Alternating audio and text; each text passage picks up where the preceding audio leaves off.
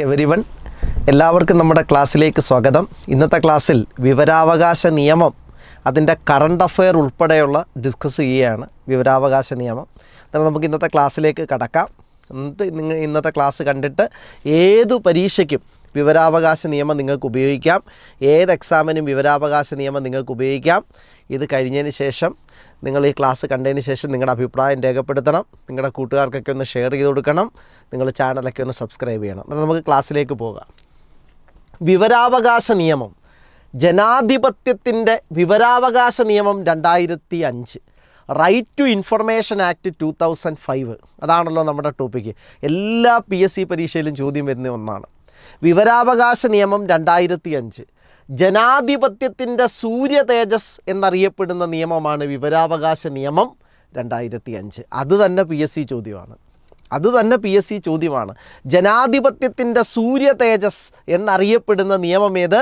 വിവരാവകാശ നിയമം. ജനാധിപത്യത്തിൻ്റെ സൂര്യ തേജസ് എന്നറിയപ്പെടുന്ന നിയമമാണ് 2005 വിവരാവകാശ നിയമം.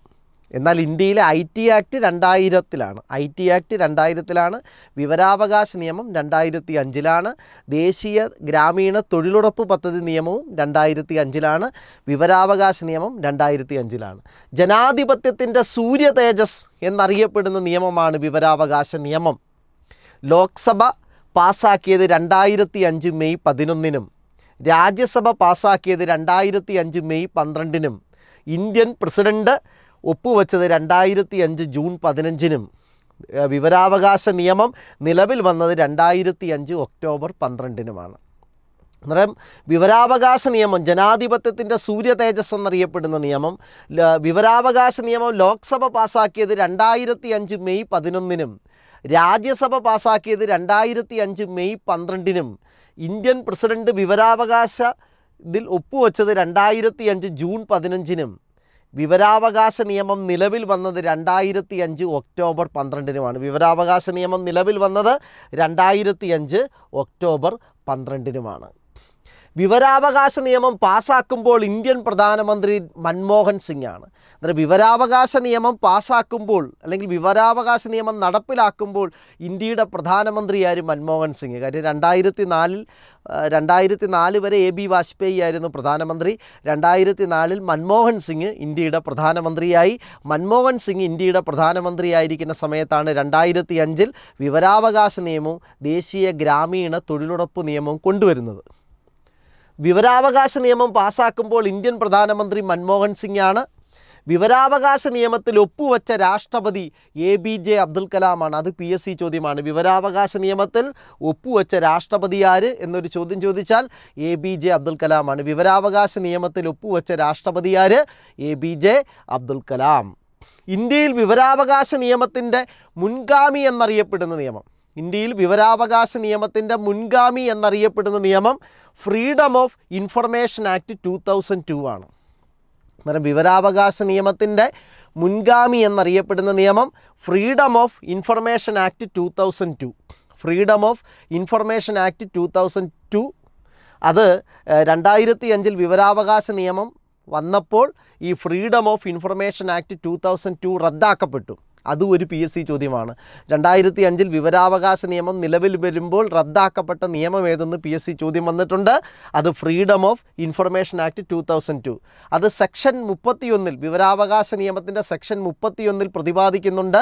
വിവരാവകാശ നിയമം നിലവിൽ വരുമ്പോൾ നിലവിൽ വന്ന സമയത്ത് ഫ്രീഡം ഓഫ് ഇൻഫർമേഷൻ ആക്ട് റദ്ദാക്കപ്പെട്ടു എന്ന് വിവരാവകാശ നിയമത്തിൻ്റെ സെക്ഷൻ 31 പ്രതിപാദിക്കുന്നുണ്ട്. പൗരന്മാർക്ക് അറിയാനുള്ള അവകാശം നിയമപരമായി ലഭിച്ച 55ാമത്തെ രാജ്യമാണ് ഇന്ത്യ. പൗരന്മാർക്ക് അറിയാനുള്ള അവകാശം നിയമപരമായി ലഭിച്ച 55ാമത്തെ രാജ്യമാണ് ഇന്ത്യ. അങ്ങനെ പൗരന്മാർക്ക് അറിയാനുള്ള അവകാശം നിയമപരമായി ലഭിച്ച 55ാമത്തെ രാജ്യമാണ് ഏതെന്ന് പറയുന്നത്? ഇന്ത്യ. പൗരന്മാർക്ക് അറിയാനുള്ള അവകാശം നിയമപരമായി ലഭിച്ച 55ാമത്തെ രാജ്യമാണ് ഏത്? ഇന്ത്യ. 55ാമത്തെ രാജ്യമാണ് ഇന്ത്യ. ലോകത്തിലെ 55ാമത്തെ രാജ്യമാണ് ഇന്ത്യ. നമുക്ക് വിവരാവകാശ നിയമം നിലവിൽ വരുന്ന സമയത്ത് ഇന്ത്യയുടെ പ്രധാനമന്ത്രി മൻമോഹൻ സിംഗ് ആണ്. വിവരാവകാശ നിയമത്തിൽ ഒപ്പുവെച്ച ഇന്ത്യയുടെ പ്രസിഡൻ്റ് ആര് എന്നൊരു ചോദ്യം ചോദിച്ചാൽ അതിൻ്റെ ആൻസർ ആരാണ്? APJ അബ്ദുൽ കലാം. APJ അബ്ദുൽ കലാം. എന്നിട്ട് നമുക്ക് വീണ്ടും അടുത്തതിലേക്ക് പോകാം. വിവരാവകാശ നിയമം പാസ്സാക്കാൻ കാരണമായ പ്രസ്ഥാനം, അതും PSC ചോദ്യം. വിവരാവകാശ നിയമം പാസ്സാക്കാൻ കാരണമായ പ്രസ്ഥാനം ഏത്? മസ്തൂർ കിസാൻ ശക്തി സംഗതൻ. മസ്തൂർ കിസാൻ ശക്തി സംഗതൻ 1990 മെയ് 1 രാജസ്ഥാനിൽ രൂപം കൊണ്ട സംഘടനയാണിത്. മസ്തൂർ കിസാൻ ശക്തി സംഗതൻ 1990 മെയ് 1 രാജസ്ഥാനിൽ രൂപം കൊണ്ട സംഘടനയാണ് മസ്തൂർ കിസാൻ ശക്തി സംഗതൻ. തൊഴിലാളികളുടെയും കർഷകരുടെയും ശാക്തീകരണത്തിന് വേണ്ടി രൂപം കൊണ്ട സംഘടനയാണിത്. മസ്തൂർ കിസാൻ ശക്തി സംഗതൻ തൊഴിലാളികളുടെയും കർഷകരുടെയും ശാക്തീകരണത്തിന് വേണ്ടി രൂപം കൊണ്ട സംഘടനയാണ് മസ്തൂർ കിസാൻ ശക്തി സംഗതൻ. 1990 മെയ് 1 രൂപം കൊണ്ടത്. രാജസ്ഥാനിലാണിത് രൂപം കൊണ്ടത്. വിവരാവകാശ നിയമം പാസ്സാക്കാൻ കാരണമായ പ്രസ്ഥാനം മസ്തൂർ കിസാൻ ശക്തി സംഗതൻ ആണ്. മസ്തൂർ കിസാൻ ശക്തി സംഗതൻ നിങ്ങൾ എപ്പോഴും ശ്രദ്ധിക്കണം. അതുപോലെ തന്നെ ദേശീയ ഗ്രാമീണ തൊഴിലുറപ്പ് പദ്ധതി നിയമം പാസ്സാക്കാനും ഈ സംഘടനയ്ക്ക് വലിയൊരു പ്രധാനപ്പെട്ട റോൾ ഈ സംഘടന വഹിച്ചിട്ടുണ്ട്. മസ്തൂർ കിസാൻ ശക്തി സംഗതൻ 1990 മെയ് 1 രാജസ്ഥാനിൽ രൂപം കൊണ്ട സംഘടന കർഷകരുടെയും തൊഴിലാളികളുടെയും ഉന്നമനത്തിന് വേണ്ടി പ്രവർത്തിച്ച സംഘടനയാണ് മസ്തൂർ കിസാൻ ശക്തി സംഗതൻ. മസ്തൂർ കിസാൻ ശക്തി സംഗതൻ സ്ഥാപിക്കുന്നതിന് നേതൃത്വം നൽകിയ വനിത അരുണ റോയി. മസ്തൂർ കിസാൻ ശക്തി സംഗതൻ സ്ഥാപിക്കുന്നതിന് നേതൃത്വം നൽകിയ വനിതയാണ് അരുണ റോയി. നിഖിൽ ദേ, ശങ്കർ സിംഗ് എന്നിവരും സംഘടനയുടെ രൂപീകരണത്തിൽ പങ്കുവഹിച്ചു. അന്നേരം മസ്തൂർ കിസാൻ ശക്തി സംഗതൻ എന്ന സംഘടന രൂപീകരിക്കാൻ മുൻകൈയെടുത്തത് ആരൊക്കെ? 1 അരുണ റോയി. മസ്തൂർ കിസാൻ ശക്തി സംഗതൻ എന്ന സംഘടന രൂപീകരിക്കാൻ മുൻകൈയെടുത്തത് 1 അരുണ റോയി, 2 നിഖിൽ ദേ, 3 ശങ്കർ സിംഗ് എന്നിവരാണ് ഈ സംഘടന രൂപീകരിക്കാൻ മുൻകൈ എടുത്തത്. അന്നേരം വിവരാവകാശ നിയമം പാസ്സാക്കാൻ മുൻകൈയെടുത്ത സംഘടനയാണ് മസ്തൂർ കിസാൻ ശക്തി സംഗതൻ. രാജസ്ഥാനിലെ സംഘടനയാണ് മസ്തൂർ കിസാൻ ശക്തി സംഗതൻ. 1996 രൂപീകരിച്ച നാഷണൽ ക്യാമ്പയിൻ ഫോർ പീപ്പിൾസ് ആണ് സർക്കാരിന് വിവരാവകാശ നിയമത്തിൻ്റെ പ്രാരംഭ കരട് രൂപീകരിച്ചത്. അന്നേരം 96 രൂപീകരിച്ച നാഷണൽ ക്യാമ്പയിൻ ഫോർ പീപ്പിൾസ് എന്ന് പറയുന്നതാണ് വിവരാവകാശ നിയമത്തിൻ്റെ പ്രാരംഭ കരട് തയ്യാറാക്കിയത് ഈ സംഘടനയാണ്. വിവരാവകാശ നിയമം പാസ്സാക്കിയിട്ടുള്ള ഇന്ത്യയിലെ ആദ്യ സംസ്ഥാനം, അതും PSC ചോദ്യമാണ്. വിവരാവകാശ നിയമം പാസ്സാക്കിയ ഇന്ത്യയിലെ ആദ്യ സംസ്ഥാനം തമിഴ്നാടാണ്. 1997 വിവരാവകാശ നിയമം പാസ്സാക്കിയ ഇന്ത്യയിലെ ആദ്യ സംസ്ഥാനം ഏത്? PSC ചോദ്യം. വിവരാവകാശ നിയമം പാസ്സാക്കിയ ഇന്ത്യയിലെ ആദ്യ സംസ്ഥാനം തമിഴ്നാടാണ്. 1997. അന്ന് തമിഴ്നാട് മുഖ്യമന്ത്രി M കരുണാനിധിയാണ്. തമിഴ്നാട് മുഖ്യമന്ത്രിയായിരുന്ന സമയത്താണ് തമിഴ്നാട് വിവരാവകാശ നിയമം പാസ്സാക്കുന്നത് 1997. അന്നേരം വിവരാവകാശ നിയമം പാസ്സാക്കിയ ഇന്ത്യയിലെ ആദ്യ സംസ്ഥാനം ഏതെന്ന് ചോദിച്ചാൽ തമിഴ്നാടാണ്. വിവരാവകാശ നിയമം പാസ്സാക്കിയ ഇന്ത്യയിലെ ആദ്യ സംസ്ഥാനം തമിഴ്നാട്. 1997. അന്ന് തമിഴ്നാട് മുഖ്യമന്ത്രി M കരുണാനിധി. അതിനുശേഷം ഗോവ 1997 വിവരാവകാശ നിയമം പാസ്സാക്കി. രാജസ്ഥാൻ 2000 വിവരാവകാശ നിയമം പാസ്സാക്കി. കർണാടക 2000 വിവരാവകാശ നിയമം പാസ്സാക്കി. ജമ്മു കാശ്മീർ 2004 വിവരാവകാശ നിയമം പാസ്സാക്കി. തമിഴ്നാടാണ് ആദ്യമായിട്ട് വിവരാവകാശ നിയമം പാസ്സാക്കുന്ന സംസ്ഥാനം. 97 M കരുണാനിധി മുഖ്യമന്ത്രിയായിരുന്ന സമയത്ത്. പിന്നീട് ഗോവ പാസ്സാക്കിയിട്ടുണ്ട് 97, രാജസ്ഥാൻ പാസ്സാക്കിയിട്ടുണ്ട് 2000, കർണാടക പാസ്സാക്കിയിട്ടുണ്ട് 2000, പിന്നെ ഇടയ്ക്ക് മധ്യപ്രദേശൊക്കെ പാസ്സാക്കിയിട്ടുണ്ട്, ജമ്മു കാശ്മീർ പാസ്സാക്കിയിട്ടുണ്ട് 2004. നമുക്ക് ഈ ചോദ്യത്തിലേക്ക് വരാം. ഏത് പ്രധാനമന്ത്രിയുടെ കാലത്താണ് വിവരാവകാശ നിയമം എന്ന ആശയം ആദ്യമായിട്ട് അവതരിപ്പിക്കുന്നത്? VP സിംഗിൻ്റെ കാലത്ത്. 1989, 90 കാലഘട്ടങ്ങളിൽ പ്രധാനമന്ത്രിയായ VP സിംഗിൻ്റെ കാലത്താണ് ഇന്ത്യയിൽ വിവരാവകാശം എന്ന ആശയം ആദ്യമായിട്ട് അവതരിപ്പിക്കപ്പെടുന്നത്. അതേപോലെ തന്നെ മണ്ഡൽ കമ്മീഷൻ റിപ്പോർട്ട് നടപ്പിലാക്കിയതും VP സിംഗ് ഗവൺമെൻറ്റാണ്. എന്നാൽ ലോകത്തിലാദ്യമായിട്ട് വിവരാവകാശ നിയമം പാസ്സാക്കിയ രാജ്യം വിവരാവകാശ നിയമം പാസ്സാക്കിയ രാജ്യം ഏതാണ്? സ്വീഡൻ. പക്ഷേ ലോകത്തിലാദ്യമായിട്ട് IT ആക്ട് പാസ്സാക്കിയ രാജ്യമോ? അമേരിക്ക. വിവരാവകാശ നിയമത്തിലെ അധ്യായങ്ങളുടെ അടുത്തതിലേക്ക് നമ്മൾ പോവുക. വിവരാവകാശ നിയമത്തിലെ അധ്യായങ്ങളുടെ ചാപ്റ്ററുകളുടെ എണ്ണം 6 വിവരാവകാശ നിയമത്തിലെ അധ്യായങ്ങളുടെ അല്ലെങ്കിൽ ചാപ്റ്ററുകളുടെ എണ്ണം എത്ര? 6. വിവരാവകാശ നിയമത്തിലെ അധ്യായങ്ങളുടെ ചാപ്റ്ററുകളുടെ എണ്ണം 6. അധ്യായം 1 പ്രിലിമിനറി, അതൊന്നും ചോദ്യം വരത്തില്ല. അധ്യായം 2 വിവരത്തിനുള്ള അവകാശവും പൊതു അധികാര സ്ഥാപനങ്ങളുടെ കടമകളും. അന്നേരം വിവരാവകാശ നിയമത്തിൻ്റെ ചാപ്റ്റർ 2 എന്താണ് പറയുന്നത്? വിവരത്തിനുള്ള അവകാശവും പൊതു അധികാര സ്ഥാപനങ്ങളുടെ കടമകളും. വിവരത്തിനുള്ള അവകാശങ്ങളും പൊതു അധികാര സ്ഥാപനങ്ങളുടെ കടമകളും പ്രതിപാദിക്കുന്നത് അധ്യായം 2 അധ്യായം 3 എന്താണ്? കേന്ദ്ര വിവരാവകാശ കമ്മീഷനെ കുറിച്ച് പ്രതിപാദിക്കുന്നു. അതായത് വിവരാവകാശ നിയമത്തിൻ്റെ ചാപ്റ്റർ 3 എന്താണ്? കേന്ദ്ര വിവരാവകാശ കമ്മീഷനെ കുറിച്ച് പ്രതിപാദിക്കുന്നു. ചാപ്റ്റർ 4 എന്താണ്? സംസ്ഥാന വിവരാവകാശ കമ്മീഷനെ കുറിച്ച് പ്രതിപാദിക്കുന്നു. ചാപ്റ്റർ 4 എന്താണ്? സംസ്ഥാന വിവരാവകാശ കമ്മീഷനെ കുറിച്ച് പ്രതിപാദിക്കുന്നു. അധ്യായം 5 എന്താണ്? വിവരാവകാശ കമ്മീഷനുകളുടെ അധികാരങ്ങളും ചുമതലകളും അപ്പീലുകളും പിഴകളെക്കുറിച്ചൊക്കെ പ്രതിപാദിക്കുന്നു. വിവരാവകാശ കമ്മീഷനുകളുടെ അധികാരങ്ങളും ചുമതലകളും അപ്പീലുകളെക്കുറിച്ചും പിഴകളെയൊക്കെ കുറിച്ച് ചാപ്റ്റർ 5 ചാപ്റ്റർ 6 പല വക കാര്യങ്ങളാണ്. പക്ഷേ ഇതിനകത്ത് വിവരാവകാശ നിയമത്തിലെ അധ്യായങ്ങളുടെ ചാപ്റ്ററുകളുടെ എണ്ണം 6 അതിൽ പ്രധാനപ്പെട്ട നമുക്ക് ഫോക്കസ് ചെയ്യുന്നത്, ഒരു എക്സാം ഓറിയൻറ്റഡ് നമുക്ക് ഫോക്കസ് ചെയ്യാൻ പറ്റുന്നത് ഒന്ന് ചാപ്റ്റർ 2 അധ്യായം 2 വിവരത്തിനുള്ള അവകാശവും പൊതു അധികാര സ്ഥാപനങ്ങളുടെ കടമകളും. അത് ചോദ്യം വരാൻ സാധ്യതയുള്ളതാണ്. ചാപ്റ്റർ 3 കേന്ദ്ര വിവരാവകാശ കമ്മീഷൻ ചോദ്യം വരാൻ സാധ്യതയുള്ളതാണ്. ചാപ്റ്റർ 4 സംസ്ഥാന വിവരാവകാശ കമ്മീഷൻ ചോദ്യം വരാൻ സാധ്യതയുള്ളതാണ്. ചാപ്റ്റർ 5 വിവരാവകാശ കമ്മീഷനുകളുടെ അധികാരങ്ങളും ചുമതലകളും. അതുമാത്രമല്ല അപ്പീലുകളും പിഴകളും എല്ലാം വരുന്നത് ചാപ്റ്റർ 5 നമുക്കൊന്നുകൂടെ നോക്കാം. ചോദ്യം വരാൻ സാധ്യതയുള്ളൊരു ഏരിയയാണ്. വിവരാവകാശ നിയമത്തിലെ അധ്യായങ്ങളുടെ എണ്ണം 6 അധ്യായം 2 ചാപ്റ്റർ 2 വിവരത്തിനുള്ള അവകാശവും പൊതു അധികാര സ്ഥാപനങ്ങളുടെ കടമകളും. ചാപ്റ്റർ 3 കേന്ദ്ര വിവരാവകാശ കമ്മീഷൻ. ചാപ്റ്റർ 4 സംസ്ഥാന വിവരാവകാശ കമ്മീഷൻ. ചാപ്റ്റർ 5 വിവരാവകാശ കമ്മീഷനുകളുടെ അധികാരങ്ങളും ചുമതലകളും.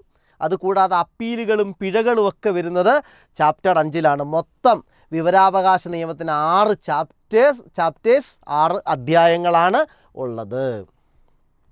ഇനി വിവരാവകാശ നിയമത്തിലെ വകുപ്പുകളുടെ എണ്ണം. വിവരാവകാശ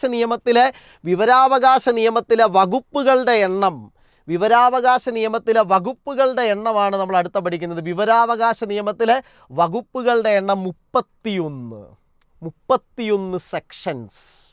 വിവരാവകാശ നിയമത്തിൽ എത്ര സെക്ഷൻസ് ആണുള്ളത്?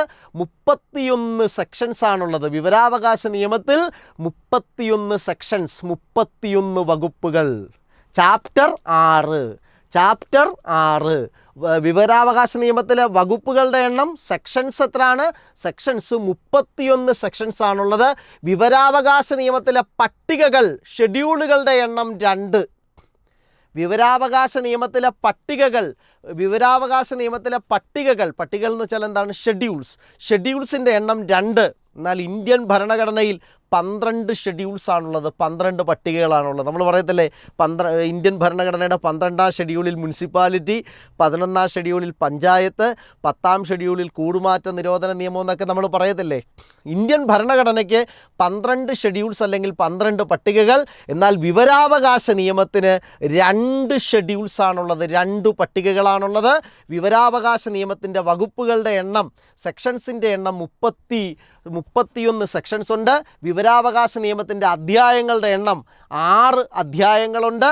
വിവരാവകാശ നിയമത്തിൻ്റെ ഷെഡ്യൂളുകളുടെ എണ്ണം 2. ഷെഡ്യൂൾസിൻ്റെ എണ്ണം എത്രയാണ്? വിവരാവകാശ നിയമത്തിൻ്റെ ഷെഡ്യൂൾസിൻ്റെ എണ്ണം 2 ഷെഡ്യൂളുകളാണ്.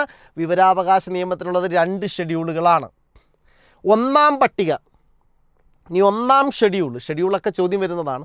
ഒന്നാം ഷെഡ്യൂൾ കേന്ദ്ര സംസ്ഥാന മുഖ്യ വിവരാവകാശ കമ്മീഷണറുടെയും കമ്മീഷണർമാരുടെയും സത്യപ്രതിജ്ഞ.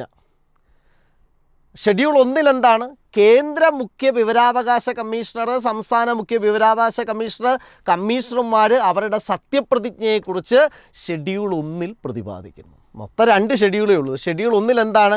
കേന്ദ്ര മുഖ്യ വിവരാവകാശ കമ്മീഷണർ, വിവരാവകാശ കമ്മീഷണർമാർ, സംസ്ഥാന വിവരാവകാശ കമ്മീഷണർമാർ എന്നിവരുടെ സത്യപ്രതിജ്ഞയെക്കുറിച്ച് ഷെഡ്യൂൾ 1 പ്രതിപാദിക്കുന്നു. ഷെഡ്യൂൾ 2 എന്താണെന്ന് നോക്കിയേ. ഷെഡ്യൂൾ 2 എന്താണ്? ഏതൊക്കെ സ്ഥാപനങ്ങൾ വിവരങ്ങൾ നിഷേധിക്കുന്നു എന്ന് പറഞ്ഞാൽ ഏതൊക്കെ സ്ഥാപനങ്ങളുടെ വിവരങ്ങൾ നമുക്ക് ലഭിക്കില്ല എന്നുള്ളതാണ് അതിൻ്റെ അർത്ഥം. ഏതൊക്കെ സ്ഥാപനങ്ങളുടെ വിവരങ്ങൾ നമുക്ക് ലഭിക്കില്ല എന്നുള്ളതാണ് അതിൻ്റെ അർത്ഥം. 1975 state of Uttar Pradesh versus Raj Narayan കേസിൽ അനുച്ഛേദം 19(1)(a) അഭിപ്രായ സ്വാതന്ത്ര്യപ്രകാരം വിവരാവകാശം ഒരു മൗലിക അവകാശമായി കണക്കാക്കാമെന്ന് സുപ്രീം കോടതി പ്രഖ്യാപിച്ചു. അത് വളരെ പ്രധാനപ്പെട്ടൊരു ചോദ്യമാണ്. വിവരാവകാശം ഒരു മൗലിക അവകാശമായി കണക്കാക്കാമെന്ന് സുപ്രീം കോടതി പ്രഖ്യാപിച്ച കേസ് ഏത്? കാര്യം ആർട്ടിക്കിൾ 19(1)(a) നമുക്കറിയാം. ആർട്ടിക്കിൾ 19 എന്താ? 6 മൗലിക സ്വാതന്ത്ര്യങ്ങളാണ് പറയുന്നത്, അല്ലേ? 6 മൗലിക സ്വാതന്ത്ര്യങ്ങളാണ് പറയുന്നത്. ആർട്ടിക്കിൾ 19(1)(a) അഭിപ്രായ സ്വാതന്ത്ര്യമാണ് പറയുന്നത്. റൈറ്റ് ഫ്രീഡം ഓഫ് എക്സ്പ്രഷനാണ് പറയുന്നത്. അതായത് 1975 ഉത്തർപ്രദേശ് വേഴ്സസ് രാജ് നാരായൺ കേസിൽ അനുച്ഛേദം 19(1)(a) അഭിപ്രായ സ്വാതന്ത്ര്യ പ്രകാരം വിവരാവകാശം ഒരു മൗലിക അവകാശമായി സുപ്രീം കോടതി പ്രഖ്യാപിച്ചു. എന്നാൽ വിവരാവകാശം ആർട്ടിക്കിൾ 19(1)(a) പ്രതിപാദിക്കുന്ന പോലെ ഒരു മൗലിക അവകാശമാണെന്ന് സുപ്രീം കോടതി പ്രതിപാദിച്ച കേസ് ഏത്? Uttar Pradesh versus Raj Narayan case 1975. ഇനി നമുക്ക് നോക്കാം. ഇനി നമുക്ക് അടുത്തതിലേക്ക് നമുക്ക് പോകാം. അതായത് ഈ വിവരാവകാശ നിയമത്തിന് 2019 ഭേദഗതി വന്നു. ഒരു പ്രധാനപ്പെട്ട ഭേദഗതി, വിവരാവകാശ നിയമത്തിൻ്റെ പ്രധാനപ്പെട്ട ഭേദഗതി 2019 വന്നു. ആ ഭേദഗതിക്കകത്ത് വിവരാവകാശ നിയമ ഭേദഗതി ബിൽ 2019 ലോക്സഭയിൽ അവതരിപ്പിച്ചത് 2019 ജൂലൈ 19 വിവരാവകാശ ഭേദഗതി ബില്ല് ലോക്സഭയിൽ അവതരിപ്പിച്ചത് 2019 ജൂലൈ 19 വിവരാവകാശ ഭേദഗതി ബില്ല് ലോക്സഭയിൽ അവതരിപ്പിച്ചതാര്? ജിതേന്ദ്ര സിംഗ് ആണ്. വിവരാവകാശ ഭേദഗതി ബില്ല് 2019 ലോക്സഭയിൽ അവതരിപ്പിച്ചതാര്?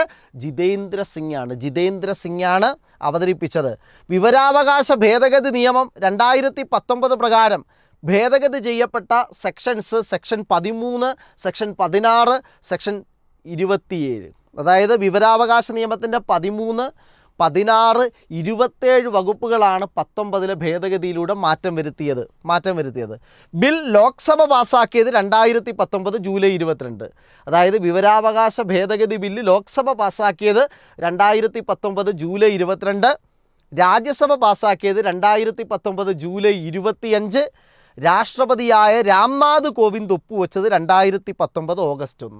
രാഷ്ട്രപതിയായ രാംനാഥ് കോവിന്ദ് വിവരാവകാശ ഭേദഗതി ബില്ലിൽ ഒപ്പുവെച്ചത് 2019 ഓഗസ്റ്റ് 1. നിങ്ങളെപ്പോഴും ശ്രദ്ധിക്കണം, വിവരാവകാശ നിയമം 2005 ഒപ്പുവെച്ച രാഷ്ട്രപതി APJ അബ്ദുൽ കലാം. വിവരാവകാശ ഭേദഗതി നിയമം 2019 ഒപ്പുവെച്ചത് ആരെന്ന് ചോദിച്ചാൽ അന്നത്തെ രാഷ്ട്രപതി രാംനാഥ് കോവിന്ദാണ്. ഇനി നമ്മൾ ഇത് പഠിച്ചപ്പോൾ ഇവിടുന്ന് ഒരു PSC ചോദ്യം വന്നു. ഇവിടുന്ന് വന്ന PSC ചോദ്യം, വിവരം ലഭിക്കാനുള്ള അവകാശം ഭരണഘടനയിലെ എത്രാമത്തെ അനുച്ഛേദത്തിലാണ് പ്രതിപാദിക്കുന്നത്? വിവരം ലഭിക്കാനുള്ള അവകാശം ഭരണഘടനയുടെ എത്രാം അനുച്ഛേദത്തിലാണ് പ്രതിപാദിക്കുന്നത്? PSC ചോദ്യം ആർട്ടിക്കിൾ 19. നമ്മൾ നേരത്തെ പറഞ്ഞതേ ഉള്ളൂ, 1975 ഉത്തർപ്രദേശ് വേഴ്സസ് രാജ് നാരായൺ കേസിൽ സുപ്രീം കോടതി 19(1)(a) പ്രകാരമാണ് വിവരാവകാശം മൗലിക അവകാശമാണെന്ന് കരുതാമെന്ന് പ്രഖ്യാപിച്ചത്. അന്നേരം PSC ചോദിച്ച ചോദ്യം, വിവരം ലഭിക്കാനുള്ള അവകാശം എത്രാമത്തെ ഇന്ത്യൻ ഭരണഘടനയുടെ എത്രാമത്തെ അനുച്ഛേദത്തിൽ ആർട്ടിക്കിളിലാണ് പ്രതിപാദിക്കുന്നത്? ആർട്ടിക്കിൾ 19. ജമ്മു കാശ്മീർ, അത് കൂടാതെ ജമ്മു കാശ്മീർ റീഓർഗനൈസേഷൻ ആക്ട് എന്ന ജമ്മു കാശ്മീർ എന്ന് പറയുന്ന അതിനെ വിഭജിച്ച് ജമ്മു കാശ്മീർ ലഡാക്കുമാക്കിയ ജമ്മു കാശ്മീർ റീഓർഗനൈസേഷൻ ആക്ടും 2019. Digital personal data protection act എന്നാ പാസ്സാക്കിയെന്ന് ചോദിച്ചാൽ 2023. ഡിജിറ്റൽ ഡാറ്റ പ്രൊട്ടക്ഷൻ ആക്ട് പാസ്സാക്കിയത് 2023. 2023 ഡിജിറ്റൽ ഡാറ്റ പ്രൊട്ടക്ഷൻ ആക്ട് പാസ്സാക്കിയത്. അന്നേരം വിവരാവകാശ നിയമത്തിൻ്റെ ഭേദഗതി 2019. അന്നേരം നമുക്ക് അടുത്തയിലേക്ക് പോകാം. 2019 ഭേദഗതി പ്രകാരം ദേശീയ സംസ്ഥാന മുഖ്യ വിവരാവകാശ കമ്മീഷണർമാരുടെയും മറ്റ് വിവരാവകാശ കമ്മീഷണർമാരുടെയും കാലാവധി തീരുമാനിക്കുന്നത് കേന്ദ്ര സർക്കാരിൽ നിക്ഷിപ്തമാക്കി. എന്നിട്ട് നോക്കിയേ, 2019 ഭേദഗതി എന്താണ്? ദേശീയ സംസ്ഥാന മുഖ്യ വിവരാവകാശ കമ്മീഷണർമാരുടെയും മറ്റ് കമ്മീഷണർമാരുടെയും കാലാവധി തീരുമാനിക്കുന്നതിനുള്ള അധികാരം കേന്ദ്ര സർക്കാരിനാക്കി. നേരത്തെ ഇത് 5 വർഷം അല്ലെങ്കിൽ 65 വയസ്സായിരുന്നു. നേരത്തെ കേന്ദ്രത്തിലും സംസ്ഥാനത്തിലും വിവരാവകാശ കമ്മീഷണർമാരുടെയൊക്കെ കാലാവധി 5 വർഷം അല്ലെങ്കിൽ 65 വയസ്സായിരുന്നു.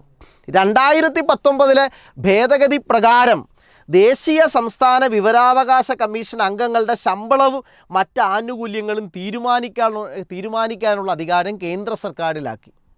അന്നേരം 2019 ഭേദഗതി പ്രകാരം അവരുടെ ദേശീയ സംസ്ഥാന മനുഷ്യാവകാശ കമ്മീഷണർമാരുടെയും കാലാവധി തീരുമാനിക്കുന്നത് കേന്ദ്ര സർക്കാരാണ്. പിന്നെ അവരുടെ ശമ്പളവും ആനുകൂല്യങ്ങളും തീരുമാനിക്കുന്നത് കേന്ദ്ര സർക്കാരാണ്. ഇതാണ് 2019 ഭേദഗതിയുടെ പ്രധാനപ്പെട്ട ഇത്. 2019 ഇത് പ്രകാരം കേന്ദ്ര സംസ്ഥാനങ്ങളിലെ മുഖ്യ വിവരാവകാശ കമ്മീഷണർമാർ ഉൾപ്പെടെ എല്ലാ വിവരാവകാശ കമ്മീഷണറെയും കാലാവധി 3 വർഷമാക്കി ചുരുക്കി.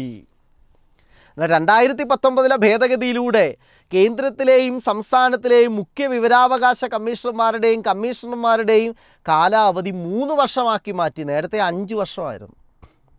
2005 നിയമത്തിലൂടെ 5 വർഷമായിരുന്നു. പക്ഷേ 2019 ഭേദഗതിയിലൂടെ ദേശീയ സംസ്ഥാന മുഖ്യ വിവരാവകാശ കമ്മീഷണർമാരുടെയും കാലാവധി 3 വർഷമാക്കി മാറ്റി. അതാണ് ഏറ്റവും പ്രധാനപ്പെട്ട അടുത്ത ഭേദഗതി. ഇനി കേന്ദ്ര മുഖ്യ വിവരാവകാശ കമ്മീഷണറുടെ ശമ്പളം 2.5 ലക്ഷം രൂപ. കേന്ദ്ര മുഖ്യ വിവരാവകാശ കമ്മീഷണറുടെ ശമ്പളം 2.5 ലക്ഷം രൂപ. കേന്ദ്ര വിവരാവകാശ കമ്മീഷണർമാർ, സംസ്ഥാന മുഖ്യ വിവരാവകാശ കമ്മീഷണർ, സംസ്ഥാന വിവരാവകാശ കമ്മീഷണർമാർ എന്നിവരുടെ ശമ്പളം 2,25,000 രൂപ. അന്നേരം നോക്കിയേ, കേന്ദ്ര ശമ്പളമൊക്കെ തീരുമാനിക്കുന്ന ശമ്പളമൊക്കെ തീരുമാനിക്കുന്ന അധികാരം ആരിൽ നിക്ഷിപ്തമാക്കി? കേന്ദ്ര സർക്കാരിൽ. അവരുടെ കാലാവധി 3 വർഷമാക്കി കുറച്ചല്ലോ. 2005 ഭേദഗതിയിൽ 5 വർഷമായിരുന്നു. 5 വർഷം 65 ആയിരുന്നെങ്കിൽ ഇപ്പം 3 വർഷമാക്കി കുറച്ചു. ഇനി അവരുടെ കേന്ദ്ര മുഖ്യ വിവരാവകാശ കമ്മീഷണർ സാലറി ഒരു മാസം 2.5 ലക്ഷം രൂപയും, എന്നാൽ സംസ്ഥാന മുഖ്യ വിവരാവകാശ കമ്മീഷണർ മറ്റ് വിവരാവകാശ കമ്മീഷണർമാർ എന്നിവരുടെ ശമ്പളം 2,25,000 രൂപയാക്കി. നോക്കിയേ, കേന്ദ്ര മുഖ്യ വിവരാവകാശ കമ്മീഷണർ ശമ്പളം 2.5 ലക്ഷം രൂപയാണ്. കേന്ദ്ര വിവരാവകാശ കമ്മീഷണർമാർ, സംസ്ഥാന മുഖ്യ വിവരാവകാശ കമ്മീഷണർ, സംസ്ഥാന വിവരാവകാശ കമ്മീഷണർ എന്നിവരുടെ ശമ്പളം 2,25,000 രൂപ ആക്കി മാറ്റി. 2019 ഭേദഗതി. ഇനി വളരെ ശ്രദ്ധിക്കേണ്ടുന്ന ഇമ്പോർട്ടൻ്റ് ഫാക്ട്സ് ആണ്. ഇനി വളരെയധികം ശ്രദ്ധിക്കേണ്ടതും ക്വസ്റ്റ്യൻ വരുന്നതുമായിട്ടുള്ള ഇമ്പോർട്ടൻ്റ് ഫാക്ട്സ് ആണ്. 1, അപേക്ഷ സമർപ്പിച്ചത് പബ്ലിക് ഇൻഫർമേഷൻ ഓഫീസർക്കാണെങ്കിൽ മറുപടി ലഭിക്കേണ്ടത് 30 ദിവസത്തിനുള്ളിൽ. ഇത് പലപ്പോഴും ചോദിക്കുന്ന ചോദ്യങ്ങളാണ് ഇനി വരുന്ന ചോദ്യങ്ങൾ. അപേക്ഷ സമർപ്പിച്ചത് പബ്ലിക് ഇൻഫർമേഷൻ ഓഫീസർക്കാണെങ്കിൽ മറുപടി ലഭിക്കേണ്ടത് 30 ദിവസത്തിനുള്ളിൽ. അപേക്ഷ സമർപ്പിച്ചത് പബ്ലിക് ഇൻഫർമേഷൻ ഓഫീസർക്കാണെങ്കിൽ മറുപടി ലഭിക്കേണ്ടത് 30 ദിവസത്തിനുള്ളിൽ. അപേക്ഷ സമർപ്പിച്ചത് അസിസ്റ്റൻ്റ് പബ്ലിക് ഇൻഫർമേഷൻ ഓഫീസർക്കാണെങ്കിൽ മറുപടി ലഭിക്കേണ്ടത് 35 ദിവസത്തിനുള്ളിൽ. അന്നേരം അപേക്ഷ സമർപ്പിച്ചത് പബ്ലിക് ഇൻഫർമേഷൻ ഓഫീസർക്കാണെങ്കിൽ മറുപടി ലഭിക്കേണ്ടത് 30 ദിവസത്തിനുള്ളിൽ. അപേക്ഷ സമർപ്പിച്ചത് അസിസ്റ്റൻ്റ് പബ്ലിക് ഇൻഫർമേഷൻ ഓഫീസർക്കാണെങ്കിൽ മറുപടി ലഭിക്കേണ്ടത് 35 ദിവസത്തിനുള്ളിൽ. ഏറ്റവും പ്രധാനപ്പെട്ട ചോദ്യം, ആവശ്യപ്പെടുന്ന വിവരം വ്യക്തിയുടെ ജീവനെയും സ്വാതന്ത്ര്യത്തെയും സംബന്ധിച്ചുള്ളതാണെങ്കിൽ മറുപടി ലഭിക്കേണ്ടത് 48 മണിക്കൂറിനുള്ളിൽ. വളരെ പ്രധാനപ്പെട്ട ആവർത്തിക്കുന്ന PSC ചോദ്യം. ഒരു വ്യക്തിയുടെ ജീവനെയും സ്വാതന്ത്ര്യത്തെയും സംബന്ധിച്ച കാര്യമാണെങ്കിൽ മറുപടി ലഭിക്കേണ്ടത് 48 മണിക്കൂറിനുള്ളിൽ. ആവർത്തിക്കുന്ന PSC ചോദ്യം. ആവശ്യപ്പെടുന്ന വിവരം വ്യക്തിയുടെ ജീവനെയും സ്വാതന്ത്ര്യത്തെയും സംബന്ധിച്ചിട്ടുള്ളതാണെങ്കിൽ മറുപടി ലഭിക്കേണ്ടത് 48 മണിക്കൂറിനുള്ളിൽ. ആവർത്തിക്കുന്ന PSC ചോദ്യം. 48 മണിക്കൂറിനുള്ളിൽ. മൂന്നാം കക്ഷിയുടെ വിവരം ഉൾപ്പെടുന്നുവെങ്കിൽ മറുപടി ലഭിക്കേണ്ടത് 40 ദിവസത്തിനുള്ളിൽ. മൂന്നാം കക്ഷിയുടെ വിവരം ഉൾപ്പെടുന്നുണ്ടെങ്കിൽ മറുപടി ലഭിക്കേണ്ടത് 40 ദിവസത്തിനുള്ളിൽ. മൂന്നാം കക്ഷിയോട് അഭിപ്രായം ആരായാൻ വേണ്ടുന്ന സമയപരിധി 5 ദിവസം. മൂന്നാം കക്ഷിയോട് അഭിപ്രായം ആരായാൻ വേണ്ടുന്ന സമയം 5 ദിവസം. അന്നേരം വീണ്ടും നമുക്ക് തിരിച്ചു വരാം. മൂന്നാം കക്ഷിക്ക് മറുപടി നൽകാനുള്ള സമയപരിധി 10 ദിവസം. മൂന്നാം കക്ഷിക്ക് മറുപടി നൽകാനുള്ള സമയപരിധി 10 ദിവസം. മൂന്നാം കക്ഷിയുടെ വിവരങ്ങളെക്കുറിച്ച് പ്രതിപാദിക്കുന്ന വകുപ്പ് സെക്ഷൻ 11. മൂന്നാം കക്ഷിയുടെ വിവരങ്ങളെക്കുറിച്ച് പ്രതിപാദിക്കുന്ന വകുപ്പ് സെക്ഷൻ 11. അപേക്ഷ മറ്റൊരു വിവരാധികാരിക്ക് കൈമാറുന്ന സമയപരിധി 5 ദിവസം. എത്ര ദിവസത്തിനുള്ളിലാണ് ഒന്നാം അപ്പീൽ നൽകേണ്ടത്? മറുപടി ലഭിച്ച് അല്ലെങ്കിൽ മറുപടി ലഭിക്കേണ്ടുന്ന സമയപരിധി അവസാനിച്ച് 30 ദിവസത്തിനുള്ളിൽ ഒന്നാം അപ്പീൽ. എത്ര ദിവസത്തിനുള്ളിലാണ് ഒന്നാം അപ്പീൽ നൽകേണ്ടത്? മറുപടി ലഭിച്ച് അല്ലെങ്കിൽ മറുപടി ലഭിക്കേണ്ടുന്ന സമയപരിധി അവസാനിച്ച് 30 ദിവസത്തിനുള്ളിൽ ഒന്നാം അപ്പീൽ നൽകണം. 30 ദിവസത്തിനുള്ളിൽ ഒന്നാം അപ്പീൽ തീർപ്പാക്കേണ്ടത് 30 ദിവസത്തിനുള്ളിൽ. ഒന്നാം അപ്പീൽ തീർപ്പാക്കേണ്ടത് 30 ദിവസത്തിനുള്ളിൽ. മതിയായ കാരണം രേഖപ്പെടുത്തിയാൽ 45 ദിവസത്തിനുള്ളിൽ. മതിയായ കാരണം രേഖപ്പെടുത്തിയാൽ 45 ദിവസത്തിനുള്ളിൽ. എത്ര ദിവസത്തിനുള്ളിലാണ് രണ്ടാം അപ്പീൽ സമർപ്പിക്കേണ്ടത്? 90 ദിവസത്തിനുള്ളിൽ. എത്ര ദിവസത്തിനുള്ളിലാണ് രണ്ടാം അപ്പീൽ സമർപ്പിക്കേണ്ടത്? 90 ദിവസത്തിനുള്ളിൽ. കേന്ദ്ര സംസ്ഥാന വിവരാവകാശ കമ്മീഷന് രണ്ടാം അപ്പീൽ തീർപ്പാക്കേണ്ട സമയപരിധി.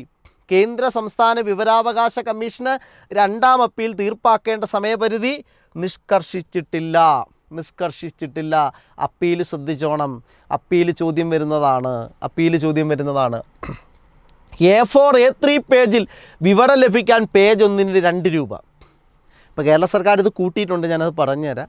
A4 A3 പേജിൽ വിവരം ലഭിക്കാൻ പേജ് 1-ന് 2 രൂപ. വലിയ സൈസ് പേപ്പറിൽ വിവരം ലഭിക്കാൻ അതിനായി ചെലവാകുന്ന തുക, ഡിസ്ക്, ഫ്ലോപ്പി എന്നിവയിൽ വിവരം ലഭിക്കാൻ ഡിസ്ക് 1-ന് 50 രൂപ.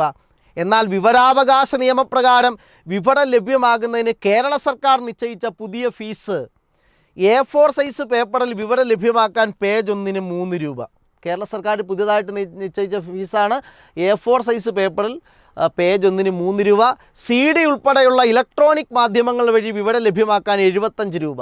CD ഉൾപ്പെടെയുള്ള ഇലക്ട്രോണിക് മാധ്യമങ്ങൾ വഴി വിവരം ലഭ്യമാക്കാൻ 75 രൂപ. ചിലപ്പോൾ പുതിയ റേറ്റായിരിക്കും ചോദിക്കുന്നത്.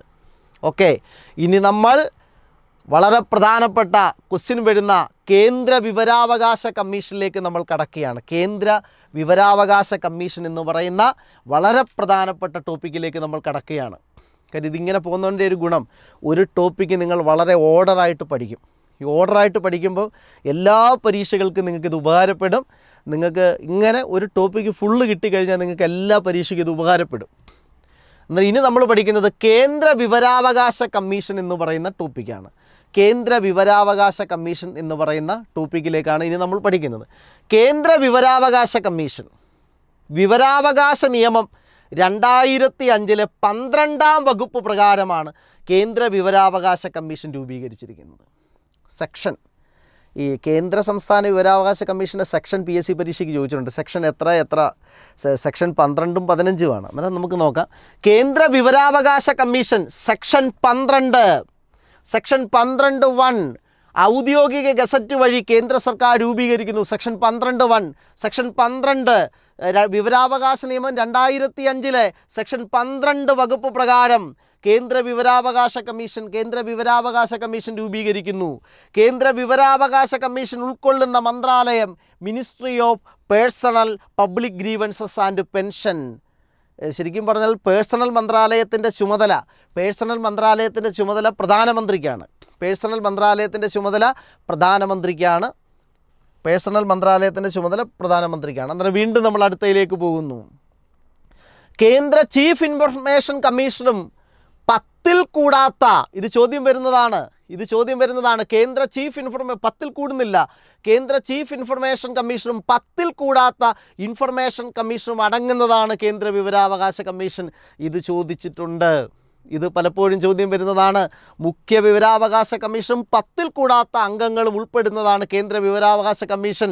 അങ്ങനെ പ്രതിപാദിക്കുന്ന സെക്ഷൻ 12(2)ൽ കേന്ദ്ര മുഖ്യ വിവരാവകാശ കമ്മീഷണറെയും കമ്മീഷണർമാരെയും തിരഞ്ഞെടുക്കുന്ന കമ്മിറ്റിയിലെ അംഗങ്ങൾ, കേന്ദ്ര മുഖ്യ വിവരാവകാശ കമ്മീഷണറെയും കമ്മീഷണർമാരെയും തിരഞ്ഞെടുക്കുന്നത് ഒരു കമ്മിറ്റിയാണ്. ആ കമ്മിറ്റിയുടെ ചെയർമാൻ ഇന്ത്യയുടെ പ്രധാനമന്ത്രിയാണ്. ആ കമ്മിറ്റിയുടെ ചെയർമാൻ നിയമിക്കുന്നതല്ല. ഇവരെ കേന്ദ്ര മുഖ്യ വിവരാവകാശ കമ്മീഷണറെയും കമ്മീഷണർമാരെയും തിരഞ്ഞെടുക്കുന്ന കമ്മിറ്റി. ആ കമ്മിറ്റി ആരൊക്കെയാണ്?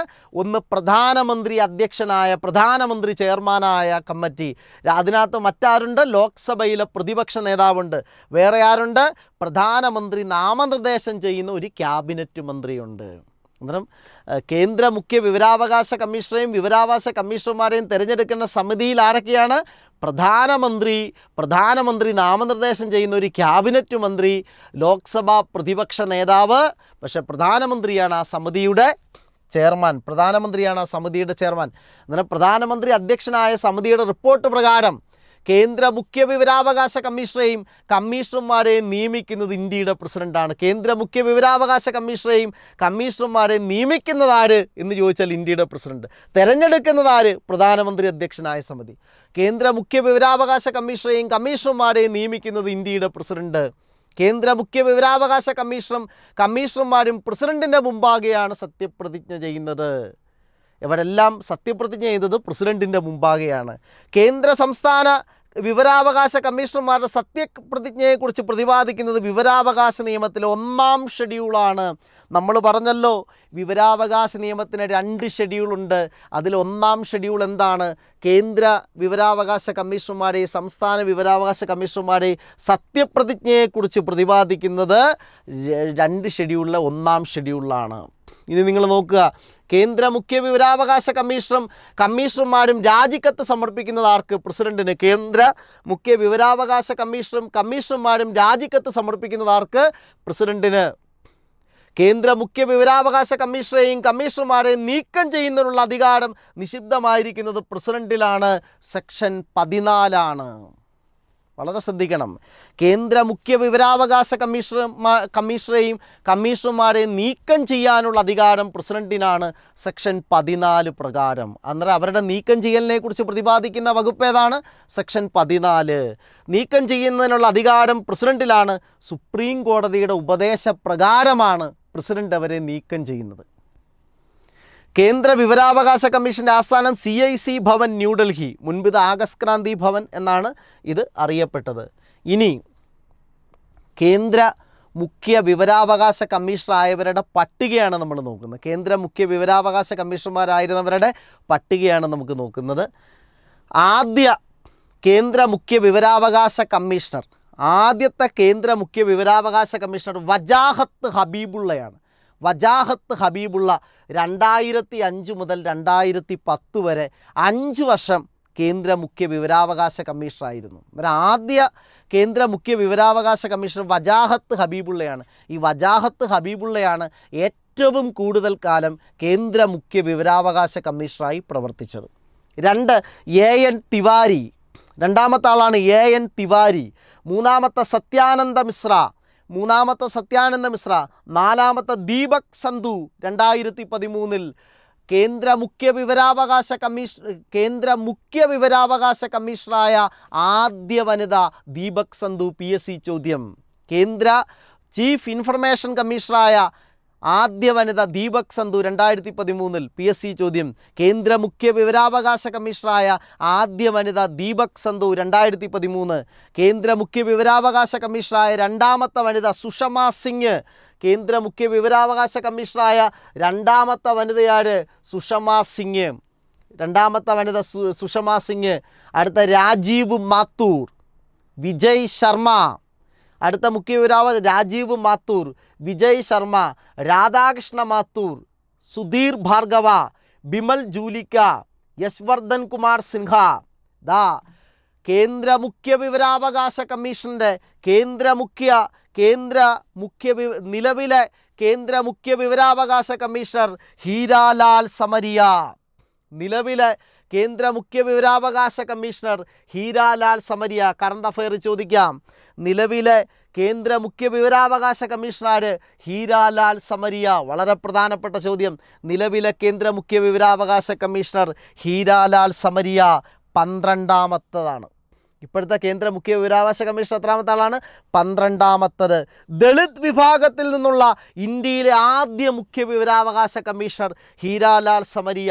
ദളിത് വിഭാഗത്തിൽ നിന്നുള്ള ഇന്ത്യയിലെ ആദ്യ മുഖ്യ വിവരാവകാശ കമ്മീഷണർ ഹീരാലാൽ സമരിയ. അന്നേരം നിലവിലെ ഇന്ത്യയിലെ മുഖ്യ വിവരാവകാശ കമ്മീഷണർ ഹീരാലാൽ സമരിയ 12ാമത്തെ വ്യക്തിയാണ്. മുഖ്യ വിവരാവകാശ കമ്മീഷണറാകുന്ന 12ാമത്തെ വ്യക്തിയാണ് ഹീരാലാൽ സമരിയ. ദളിത് വിഭാഗത്തിൽ നിന്ന് മുഖ്യ വിവരാവകാശ കമ്മീഷണറായ ആദ്യ വ്യക്തിയാണ് ഹീരാലാൽ സമരിയ. അന്നേരം കേന്ദ്ര മുഖ്യ വിവരാവകാശ കമ്മീഷൻ്റെ ആദ്യ മുഖ്യ വിവരാവകാശ കമ്മീഷണർ വജാഹത്ത് ഹബീബുള്ള. ഏറ്റവും കൂടുതൽ കാലം മുഖ്യ വിവരാവകാശ കമ്മീഷണറായിരുന്നതും വജാഹത്ത് ഹബീബുള്ളയാണ്. നിലവിൽ കേന്ദ്ര മുഖ്യ വിവരാവകാശ കമ്മീഷണർ ഹീരാലാൽ സമരിയ. ആദ്യ വനിത ദീപക് സന്ധു. അന്നേരം ഓക്കെ, നമുക്ക് അടുത്ത ടോപ്പിക്കിലേക്ക് പോകാം. സംസ്ഥാന വിവരാവകാശ കമ്മീഷൻ. കേരള സംസ്ഥാന വിവരാവകാശ കമ്മീഷൻ രൂപീകൃതമായത്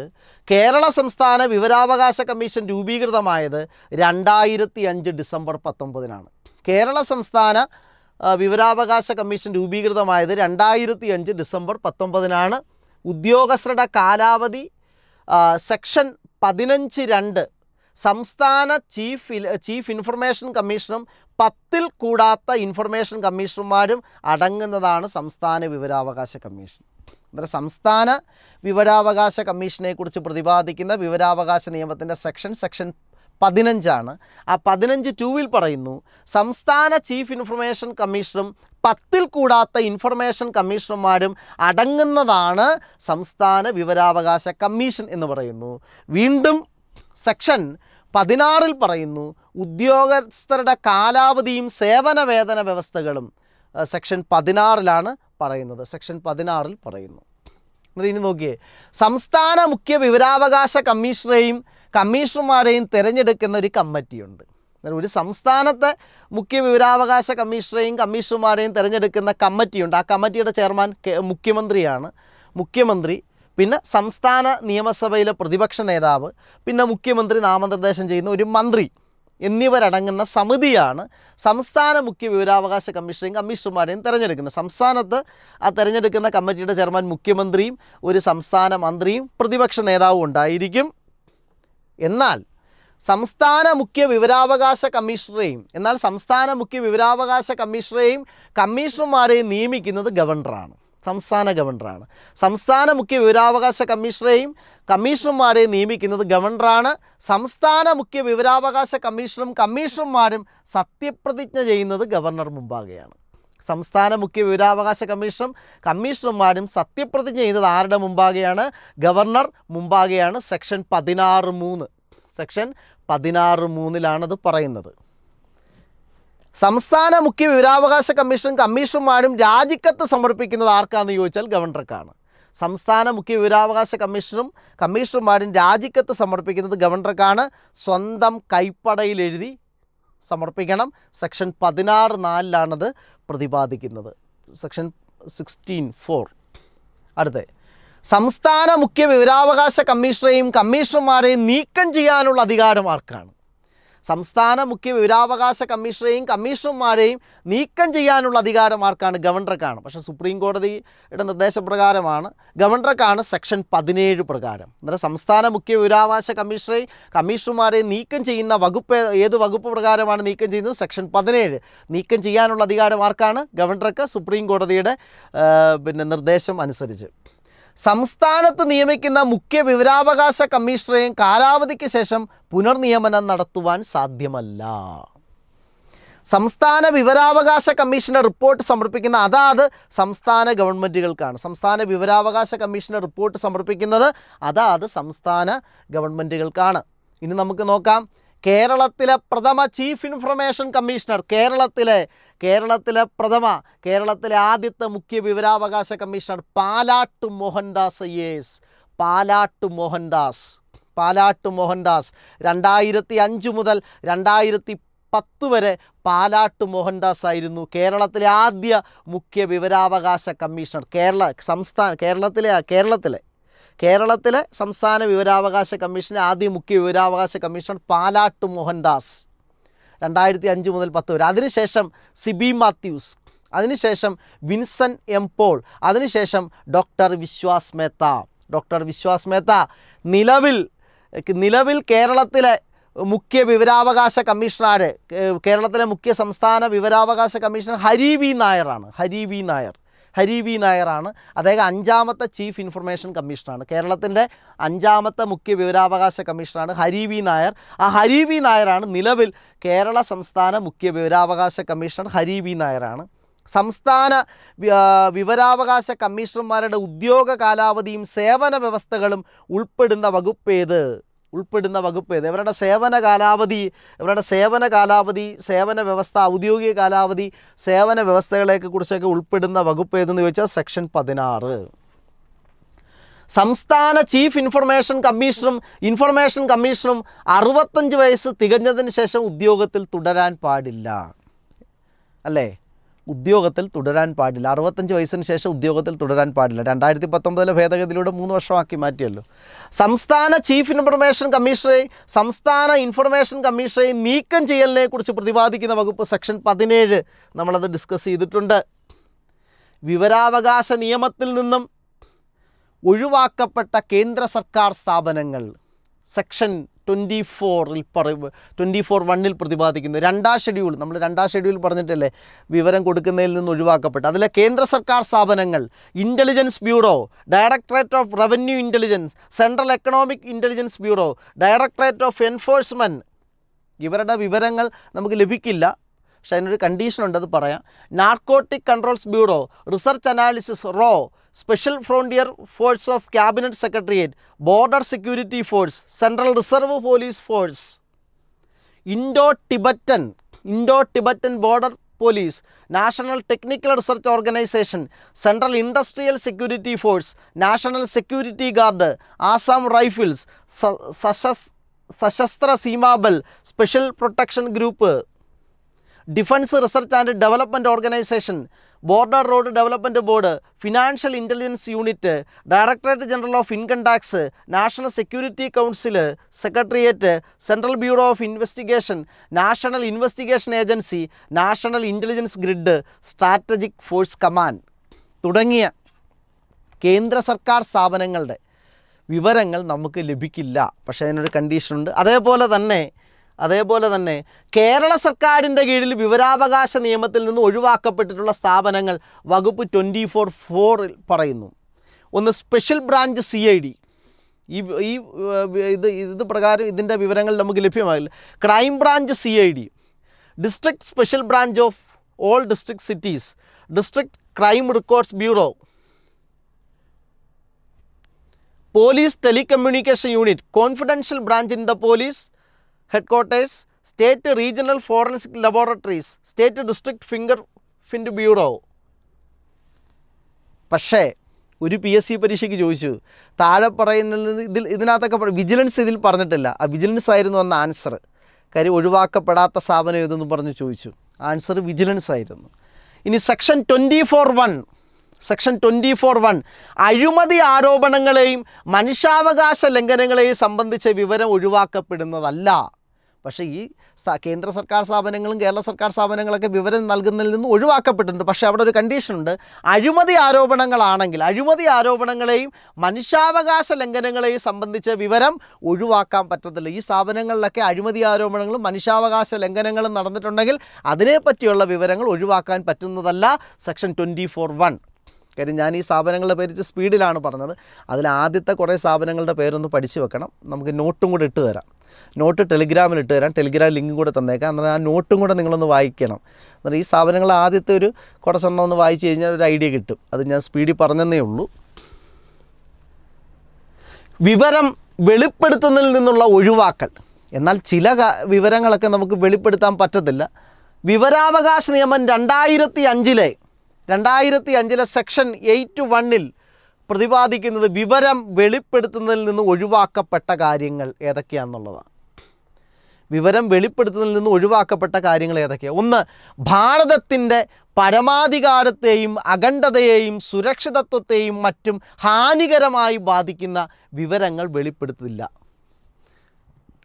വെളിപ്പെടുത്താൻ പറ്റാത്ത വിവരങ്ങൾ. ഒന്ന്, ഭാരതത്തിൻ്റെ പരമാധികാരത്തെയും അഖണ്ഡതയെയും സുരക്ഷിതത്വത്തെയും മറ്റും ഹാനികരമായി ബാധിക്കുന്ന വിവരങ്ങളൊന്നും വെളിപ്പെടുത്താൻ പറ്റില്ല.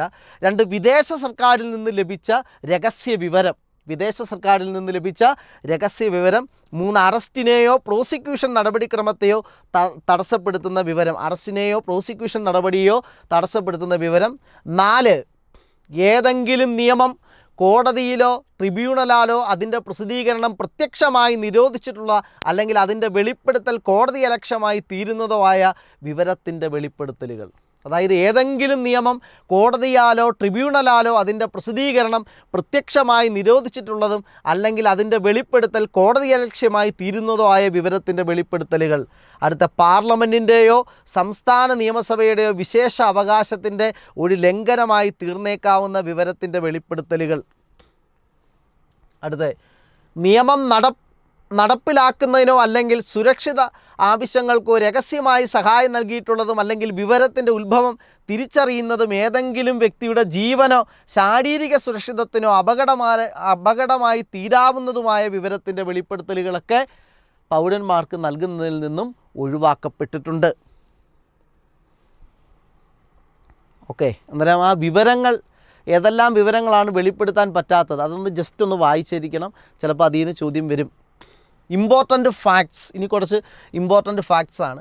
വിവരാവകാശ നിയമത്തിൻ്റെ സെക്ഷൻ 7(5) പ്രകാരം ദാരിദ്ര്യരേഖയ്ക്ക് താഴെയുള്ളവർക്ക് വിവരം സൗജന്യമായി നൽകേണ്ടതാണ്. BPL, അത് ബിലോ പോവർട്ടി ലൈൻ. ദാരിദ്ര്യരേഖയ്ക്ക് താഴെയുള്ളവരാണെങ്കിൽ അവർക്ക് വിവരം സൗജന്യമായി നൽകേണ്ടതാണ്. അത് PSC ചോദ്യമാണ്. സെക്ഷൻ 7(5)ലാണത് പ്രതിപാദിക്കുന്നത്. ദാരിദ്ര്യരേഖയ്ക്ക് താഴെയുള്ളവർക്ക് വിവരം സൗജന്യമായി നൽകേണ്ടതാണ്. 30 ദിവസത്തെ പരിധിക്കുള്ളിൽ പൊതു അതോറിറ്റി അപേക്ഷാ വിവരങ്ങൾ നൽകിയില്ലെങ്കിൽ 30 ദിവസത്തെ സമയത്തിനുള്ളിൽ 30 ദിവസം ആ 30 ദിവസത്തെ സമയത്തിനുള്ളിൽ പൊതു അതോറിറ്റി അപേക്ഷാ വിവരങ്ങൾ നൽകിയില്ലെങ്കിൽ അതിന് ശേഷം ആ 30 ദിവസത്തിന് ശേഷം വിവരങ്ങൾ സൗജന്യമായി നൽകണം. അതുപോലെ മൂന്നാം കക്ഷി വിവരങ്ങളുടെ കാര്യത്തിൽ വിവരാവകാശ അപേക്ഷ സമർപ്പിച്ച് 40 ദിവസത്തിനുള്ളിൽ വിവരം നൽകിയില്ലെങ്കിൽ അതിനുശേഷം വിവരങ്ങൾ സൗജന്യമായി നൽകണം. മൂന്നാം കക്ഷി വിവരങ്ങളുടെ കാര്യത്തിൽ വിവരാവകാശ അപേക്ഷ സമർപ്പിച്ച് 40 ദിവസത്തിനുള്ളിൽ വിവരങ്ങൾ നൽകിയില്ലെങ്കിൽ അതിനുശേഷം വിവരങ്ങൾ സൗജന്യമായി നൽകേണ്ടതാണ്. അതിനുശേഷം വിവരങ്ങൾ എന്ത് ചെയ്യണം? സൗജന്യമായി നൽകേണ്ടതാണ്. ഇത് വളരെ ശ്രദ്ധിക്കണം. ഇനി നമ്മുടെ ലാസ്റ്റ് പാർട്ടിലേക്ക് നമ്മൾ പോവുക. പിഴകളെക്കുറിച്ച് പ്രതിപാദിക്കുന്നത് സെക്ഷൻ 20-ലാണ്. പിഴകളെക്കുറിച്ച് പ്രതിപാദിക്കുന്നത് സെക്ഷൻ 20-ലാണ്. ഓരോ ദിവസവും പിഴ, ഇപ്പോൾ വീഴ്ച വരുത്തുന്ന ഉദ്യോഗസ്ഥന് ഒരു ദിവസത്തെ പിഴ, വീഴ്ച വരുത്തുന്ന ദിവസം മുതലുള്ള ഒരു ദിവസത്തെ പിഴ 250 രൂപയാണ്. പരമാവധി 25,000 രൂപ വരെ പിഴ ചുമത്താം. ഇത് ചോദ്യമാണ്. വീഴ്ച വരുത്തുന്ന ഉദ്യോഗസ്ഥന് ഒരു ദിവസത്തെ പിഴ എത്രയാണ്? 250 രൂപ. ഇത് ചോദ്യമാണ്, PSC ചോദ്യമാണ്. പരമാവധി പിഴയും ചോദിച്ചിട്ടുണ്ട് 25,000 രൂപ. ഇതും ചോദ്യമാണ്. ഈ രണ്ടെണ്ണവും PSC ചോദ്യങ്ങളാണ്.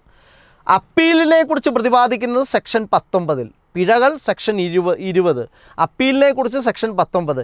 വിവരാവകാശ കമ്മീഷനുകളുടെ അധികാരങ്ങളും ചുമതലകളും സെക്ഷൻ 18. വിവരാവകാശ കമ്മീഷനുകളുടെ അധികാരങ്ങളും ചുമതലകളും സെക്ഷൻ 18. Appeal section 19. പിഴകൾ സെക്ഷൻ 20. വീഴ്ച വരുത്തുന്ന ഉദ്യോഗസ്ഥന് ഒരു ദിവസത്തെ പിഴ 250 രൂപ. PSC ചോദ്യം. മാക്സിമം എത്ര രൂപ അങ്ങനെ പിഴ ചുമത്താം? 25,000 രൂപയായിരിക്കണം മാക്സിമം പിഴ ചുമത്താൻ കഴിയുന്നത്. അന്നേരം വിവരാവകാശ നിയമം നമ്മൾ എക്സാം ഓറിയൻറ്റഡിലാണ് പോയത്. എല്ലാ PSC എക്സാമുകൾക്കും ഗുണം ചെയ്യുന്ന രീതിയിലാണ് നമ്മൾ പോയത്. അന്നേരം നിങ്ങൾക്ക് നന്നായിട്ട് മനസ്സിലായെന്ന് വിശ്വസിക്കുന്നു. വീണ്ടും ഇത് കേട്ടാൽ മതി. ഇത് നല്ല ക്ലാസ് ആണെങ്കിൽ നിങ്ങൾക്ക് നന്നായിട്ട് മനസ്സിലായെങ്കിൽ, നല്ല പ്രയോജനം ഇതുകൊണ്ട് നിങ്ങൾക്ക് ചെയ്തിട്ടുണ്ടെങ്കിൽ നിങ്ങളെല്ലാം ഒരു കമൻ്റ് ഇടണം. നിങ്ങളുടെ അഭിപ്രായം രേഖപ്പെടുത്തണം. നിങ്ങളത് നിങ്ങളുടെ കൂട്ടുകാർക്കൊക്കെ ഒന്ന് ഷെയർ ചെയ്ത് കൊടുക്കണം. അന്നേരം നമ്മുടെ മറ്റു വീഡിയോയും നിങ്ങൾ കാണണം. അന്നേരം നമ്മൾ അടുത്തൊരു ടോപ്പിക്കിലേക്ക് പോകുന്നു. അന്നേരം നമ്മൾ കഴിഞ്ഞ മനുഷ്യാവകാശത്തിൻ്റെ കൂടെ നമുക്ക് ഡിസ്കസ് ചെയ്യാൻ പറ്റാതിരുന്ന ഒരു ടോപ്പിക്ക് ഞാൻ ഈ ടോപ്പിക്കിൻ്റെ അവസാനം ചേർക്കുകയാണ്. അതാണ് മനുഷ്യാവകാശ കമ്മീഷൻ്റെ, ഇന്ത്യയിലെ ദേശീയ മനുഷ്യാവകാശ കമ്മീഷൻ്റെ ചെയർപേഴ്സൺമാർ. ചിലപ്പോൾ അതിൻ്റെ ഓർഡറൊക്കെ ഇപ്പോഴത്തെ പുതിയ PSC പരീക്ഷകളിലൊക്കെ അതിൻ്റെ ഓർഡറൊക്കെ ചോദിക്കാറുണ്ട്. നമുക്ക് ഇങ്ങോട്ട് വരാം.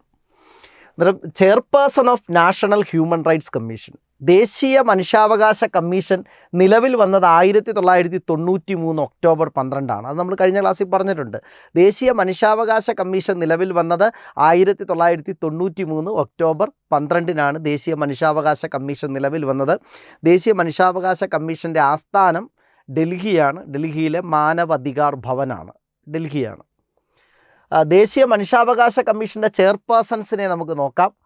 ദേശീയ മനുഷ്യാവകാശ കമ്മീഷൻ്റെ ആദ്യ ചെയർപേഴ്സൺ ജസ്റ്റിസ് രംഗനാഥ് മിശ്രയാണ്. അത് പലപ്പോഴും PSC ചോദ്യപേപ്പറിലൊക്കെ വരുന്നതാണ്.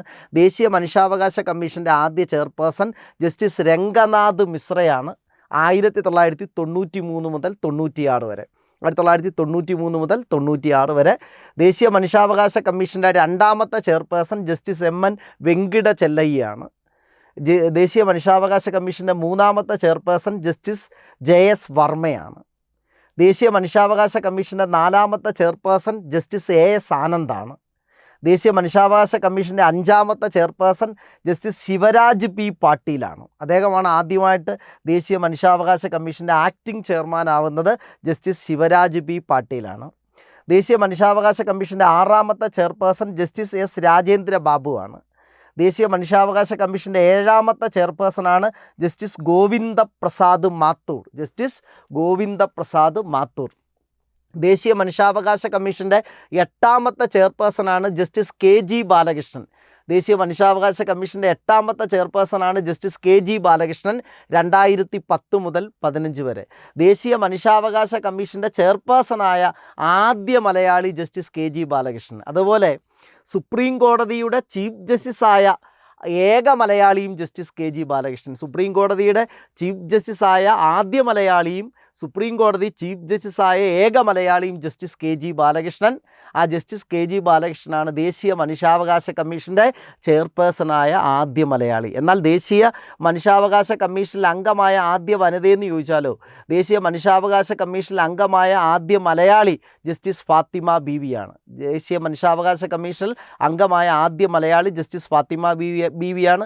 അതുപോലെ തന്നെ സുപ്രീം കോടതിയിൽ ആദ്യ വനിതാ ജഡ്ജിയും ജസ്റ്റിസ് ഫാത്തിമ ബീവിയാണ്. സുപ്രീം കോടതിയിൽ ആദ്യ വനിതാ ജഡ്ജിയും ജസ്റ്റിസ് ഫാത്തിമ ബീവിയാണ്. ദേശീയ മനുഷ്യാവകാശ കമ്മീഷൻ്റെ ചെയർപേഴ്സണായ ആദ്യ മലയാളി ജസ്റ്റിസ് KG ബാലകൃഷ്ണൻ. എട്ടാമത്തെ ചെയർപേഴ്സണാണ് 2010 മുതൽ 15 വരെ. അടുത്ത ഒമ്പതാമത്തെ ജസ്റ്റിസ് സിറിയക് ജോസഫ്. അദ്ദേഹം ആക്ടിംഗ് ആയിരുന്നു. ജസ്റ്റിസ് സിറിയക് ജോസഫ് ദേശീയ മനുഷ്യാവകാശ കമ്മീഷൻ്റെ ചെയർപേഴ്സൺ ആക്ടിംഗ് ആയിരുന്നു. പത്താമത്തെ ജസ്റ്റിസ് HL ദത്തു. പത്താമത്തെയാണ് ജസ്റ്റിസ് HL ദത്തു. 11ാമത്തെ ജസ്റ്റിസ് പ്രഫുല്ല ചന്ദ്ര പന്ത്. 11ാമത്തെ ജസ്റ്റിസ് പ്രഫുല്ല ചന്ദ്ര പന്ത്. 12ാമത്തെ ജസ്റ്റിസ് അരുൺ കുമാർ മിശ്ര. ദേശീയ മനുഷ്യാവകാശ കമ്മീഷൻ്റെ 12ാമത്തെ ചെയർപേഴ്സൺ ജസ്റ്റിസ് അരുൺ കുമാർ മിശ്ര. 13ാമത്തത് വിജയഭാരതി സയാനി. അദ്ദേഹം ആക്ടിംഗ് ആയിരുന്നു. വിജയഭാരതി സയാനി. 14ാമത്തെ ചെയർപേഴ്സൺ ജസ്റ്റിസ് V രാമസുബ്രഹ്മണ്യൻ. നിലവിൽ ദേശീയ മനുഷ്യാവകാശ കമ്മീഷൻ്റെ ഇപ്പോഴത്തെ ചെയർപേഴ്സൺ ജസ്റ്റിസ് V രാമസുബ്രഹ്മണ്യൻ. ദേശീയ മനുഷ്യാവകാശ കമ്മീഷൻ്റെ ഇപ്പോഴത്തെ ചെയർപേഴ്സൺ ജസ്റ്റിസ് V രാമസുബ്രഹ്മണ്യൻ. അദ്ദേഹം 2024 മുതലാണ് ദേശീയ മനുഷ്യാവകാശ കമ്മീഷൻ്റെ ചെയർപേഴ്സണായത്. അദ്ദേഹം 14ാമത്തെ ചെയർപേഴ്സണാണ് ജസ്റ്റിസ് V രാമസുബ്രഹ്മണ്യൻ 2024 മുതൽ. അന്നേരം 14 ചെയർപേഴ്സൺ ഉണ്ട്, ആക്ടിംഗ് ഉൾപ്പെടെ 14 ചെയർപേഴ്സൺ ഉണ്ട്. ആദ്യത്തെ ചെയർപേഴ്സൺ ജസ്റ്റിസ് രംഗനാഥ് മിശ്ര, നിലവിലെ ജസ്റ്റിസ് V രാമസുബ്രഹ്മണ്യം. ദേശീയ മനുഷ്യാവകാശ കമ്മീഷൻ്റെ നിലവിലെ ചെയർപേഴ്സൺ ജസ്റ്റിസ് V രാമസുബ്രഹ്മണ്യം. ഇത് ഒന്ന് ഓർത്തിരിക്കുക, ചോദ്യങ്ങൾ വരും. അതുപോലെ ദേശീയ മനുഷ്യാവകാശ കമ്മീഷൻ 5 വിഭാഗങ്ങളുണ്ട്. അതായത് ദേശീയ മനുഷ്യാവകാശ കമ്മീഷൻ 5 ഡിവിഷൻസ് ഉണ്ട്. ഒന്നാമത്തെ നിയമവിഭാഗമാണ്, രണ്ടാമത്തെ അന്വേഷണ വിഭാഗമാണ്, മൂന്നാമത്തെ നയഗവേഷണം പോളിസി ഫോർമുലേഷൻ പ്രോജക്റ്റ് വിഭാഗമാണ്, നാലാമത്തെ പരിശീലന വിഭാഗം ട്രെയിനിങ് വിഭാഗമാണ്, അഞ്ചാമത്തെ ഭരണ വിഭാഗമാണ്. എന്നാൽ ദേശീയ മനുഷ്യാവകാശ കമ്മീഷനെ 5 വിഭാഗങ്ങൾ 5 ഡിവിഷൻസ് ഉണ്ട്. 1 നിയമവിഭാഗം, 2 അന്വേഷണ വിഭാഗം, 3 നയഗവേഷണം പ്രോജക്റ്റ് വിഭാഗം, 4 പരിശീലന വിഭാഗം, 5 ഭരണ വിഭാഗം. ദേശീയ മനുഷ്യാവകാശ കമ്മീഷൻ എന്ന് പറയുന്ന ചെയർപേഴ്സൻ്റെ ടോപ്പിക്ക് ക്ലിയർ ആയിട്ടുണ്ട്. ദേശീയ മനുഷ്യാവകാശ സംരക്ഷണ നിയമം 1993, ദേശീയ മനുഷ്യാവകാശ കമ്മീഷൻ നിലവിൽ വന്നത് 93 ഒക്ടോബർ 12. ആദ്യ ചെയർപേഴ്സൺ ജസ്റ്റിസ് രംഗനാഥ് മിശ്ര. അന്നേരം നമുക്ക് അടുത്തൊരു ടോപ്പിക്കിലേക്ക് നമുക്ക് പോകാം. അന്നേരം നമ്മൾ അടുത്തൊരു ടോപ്പിക്കിലേക്ക് പോവുകയാണ്. അടുത്ത ടോപ്പിക്ക് കോൺസ്റ്റിറ്റ്യൂഷണൽ ബോഡിയും സ്റ്റാറ്റ്യൂട്ടറി ബോഡിയും എപ്പോഴും തരംതിരിച്ച് PSC പരീക്ഷകളിൽ ചോദിക്കാറുണ്ട്. ആദ്യം നമ്മൾ കോൺസ്റ്റിറ്റ്യൂഷണൽ ബോഡി, ഭരണഘടനാ സ്ഥാപനങ്ങൾ, പ്രധാനപ്പെട്ട ഭരണഘടനാ സ്ഥാപനങ്ങൾ. ഒന്ന് UPSC, യൂണിയൻ പബ്ലിക് സർവീസ് കമ്മീഷനും സ്റ്റേറ്റ് പബ്ലിക് സർവീസ് കമ്മീഷനും ഭരണഘടനാ സ്ഥാപനമാണ്. കാര്യം അത് ഇന്ത്യൻ ഭരണഘടനയിൽ പ്രതിപാദിക്കുന്നുണ്ട്. ആർട്ടിക്കിൾ 315 മുതൽ 323 വരെ. അന്നേരം UPSCയും സ്റ്റേറ്റ് PSCയും ഭരണഘടനാ സ്ഥാപനമാണ്.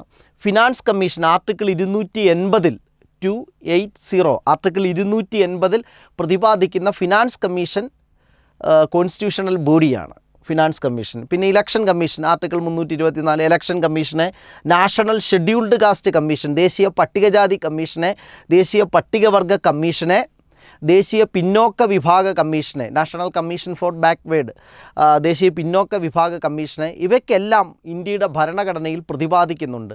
അതുകൊണ്ട് ഇവയെല്ലാം കോൺസ്റ്റിറ്റ്യൂഷണൽ ബോഡീസാണ്, ഭരണഘടനാ സ്ഥാപനങ്ങളാണ്. എന്നാൽ ഭരണഘടനാ സ്ഥാപനങ്ങളാണ് UPSCയും സ്റ്റേറ്റ് പബ്ലിക് സർവീസ് കമ്മീഷനും.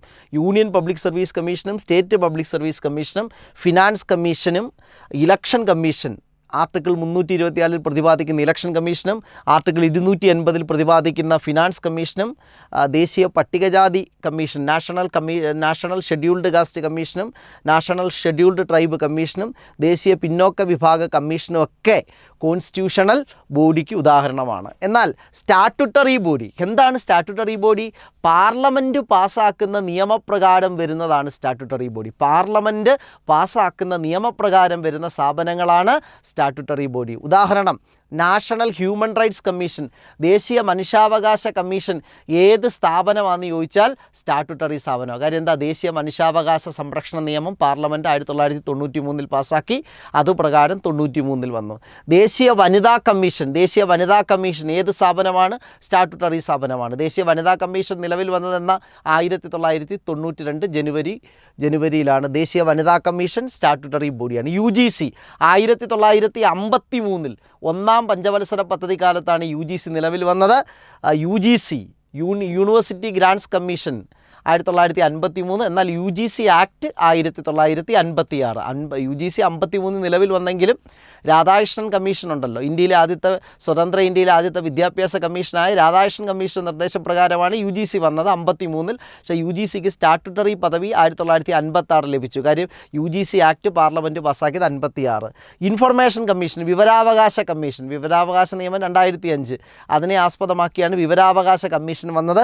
വിവരാവകാശ കമ്മീഷനും ഒരു സ്റ്റാറ്റ്യൂട്ടറി സ്ഥാപനമാണ്, അത് കേന്ദ്രമായാലും സംസ്ഥാനമായാലും. എന്നാൽ നീതി ആയോഗ് ഉണ്ടല്ലോ, national institute for transforming India, NITI Aayog 2015 ജനുവരി 1 നിലവിൽ വന്ന സ്ഥാപനമാണല്ലോ നീതി ആയോഗ്. പഞ്ചവത്സര പദ്ധതികൾ നടപ്പിലാക്കിയ പ്ലാനിംഗ് കമ്മീഷൻ ഉണ്ടല്ലോ, പ്ലാനിംഗ് കമ്മീഷൻ അല്ലെങ്കിൽ ആസൂത്രണ കമ്മീഷന് പകരമായിട്ട് വന്ന സ്ഥാപനമാണ് NITI Aayog. National institute for transforming India 2015 ജനുവരി 1 നിലവിൽ വന്ന നീതി ആയോഗ് ഒരു കോൺസ്റ്റിറ്റ്യൂഷണൽ ബോഡിയുമല്ല, സ്റ്റാറ്റ്യൂട്ടറി ബോഡിയുമല്ല. It is an extra constitutional body. അന്നേരം നീതി ആയോഗ് എക്സ്ട്രാ കോൺസ്റ്റിറ്റ്യൂഷണൽ ബോഡിയാണ്.